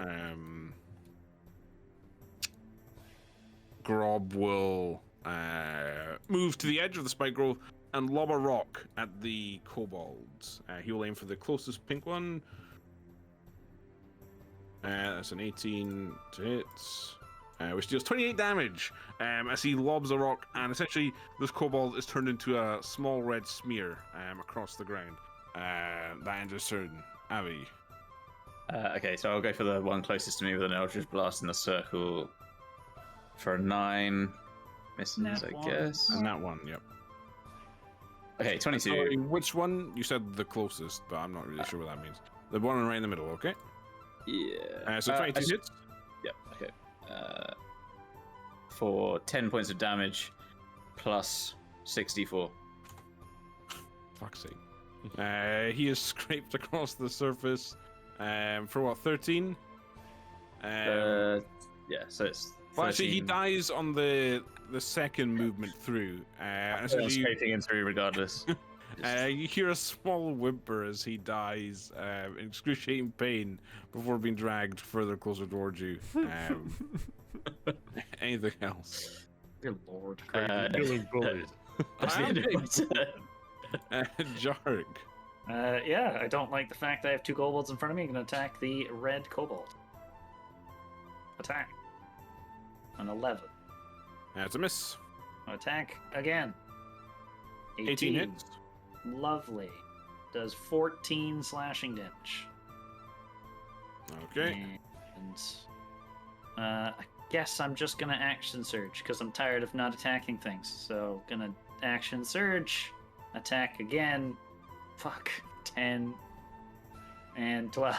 Wow. Good job, Jerk. Oh, John. Yeah, all misses. Well, Jerk's gonna stand here menacingly. Yeah. Okay, pink kobolds are all dead. The Dragon King, or Dragonkin, sorry, will, with a look or stares down towards the battle, says, "My minions, they've failed me," and he will fly 50 feet and then dash a further 50 feet. Since you're going off the map, and then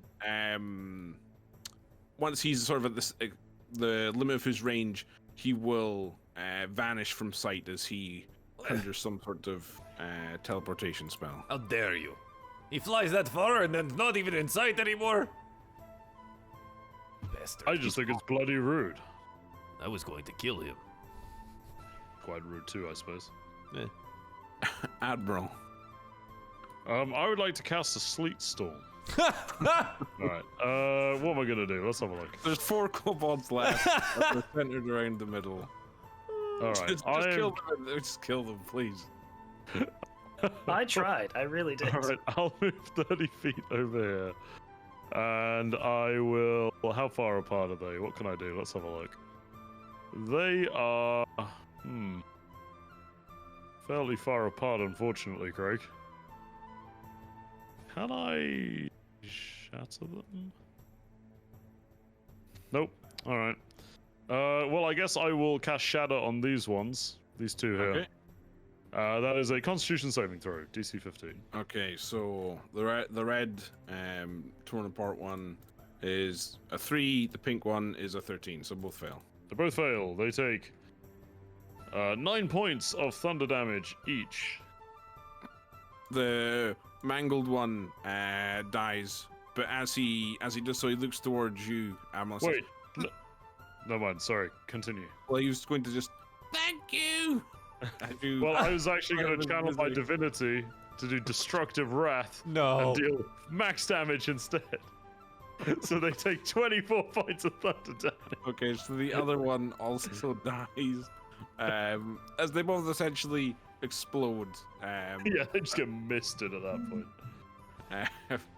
Why is this such a violent fight? Why is John Beluga so violent? Okay. Hey. And then I'll move my weapon up and end my turn. Okay. Estalda. Estalda is going to... she's going to Misty Step across the spike growth. Okay. And then make her way over to... So where? Because wait. 30 feet. Where would you like to go to? Do you go to there and then use your movement and get there? Yeah. And then she's gonna... Well, I can use my movement to get there and then attack Okay. the red guy. The red one. Okay. Oh dear. See if I can hit something. 26. 26 hits. Yep.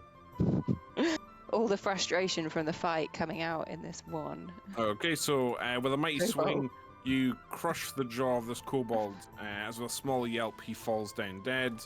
And if you want to make a second attack, An 11 misses, 11. I'm afraid. Ish. Yep. Not gonna sharpshooter it. Just gonna try and hit the shots for once. 27 on the Hits. first, 19 on the second. Both hit. And I'll say I moved the hunter's mark. It's fine. Wow, minimum Okay. hunter's mark, but that's okay. It'll be 18, 19 total points of damage. 19. Okay. He's not dead yet. This is, I think, this is Just fall over and die. There's the only kobold that was Oh wait, unscathed. Jark, capture him. We can ask about the half-dragon guy. Good idea. Ish, that ends your turn. Red kobolds are now all dead. The green one will look up and say to you, "That's a Greyheart! Capture me, please! Don't kill me! I surrender!" Ah, and look at how easy that was. He just has, 2 arrows sticking out of him, so be careful. He might just fall over and bleed out. Yay. So I guess he's sort of looking towards you as he sort of warily places his sword on the ground, Jark, with his hands raised. Easily captured. And as you capture the kobold, we'll end there for tonight. 'Cause I understand it's gone over. That took much longer than I thought it would. I'll be honest. Oh, that fight took much longer. Yeah. Oh, okay. So yeah, I guess we'll call it there. Love enemies. Yeah. We'll see where we stand and what we can learn from this lovely little kobold next time. I'm sure it'll be a lot. I'm sure. I'm sure sure. so. So yeah, I Skills. yeah. Okay, well, I guess it's goodbye from everyone. Yeah. Bye. And then it's goodbye from me. Goodbye. Oh, you did the normal bye.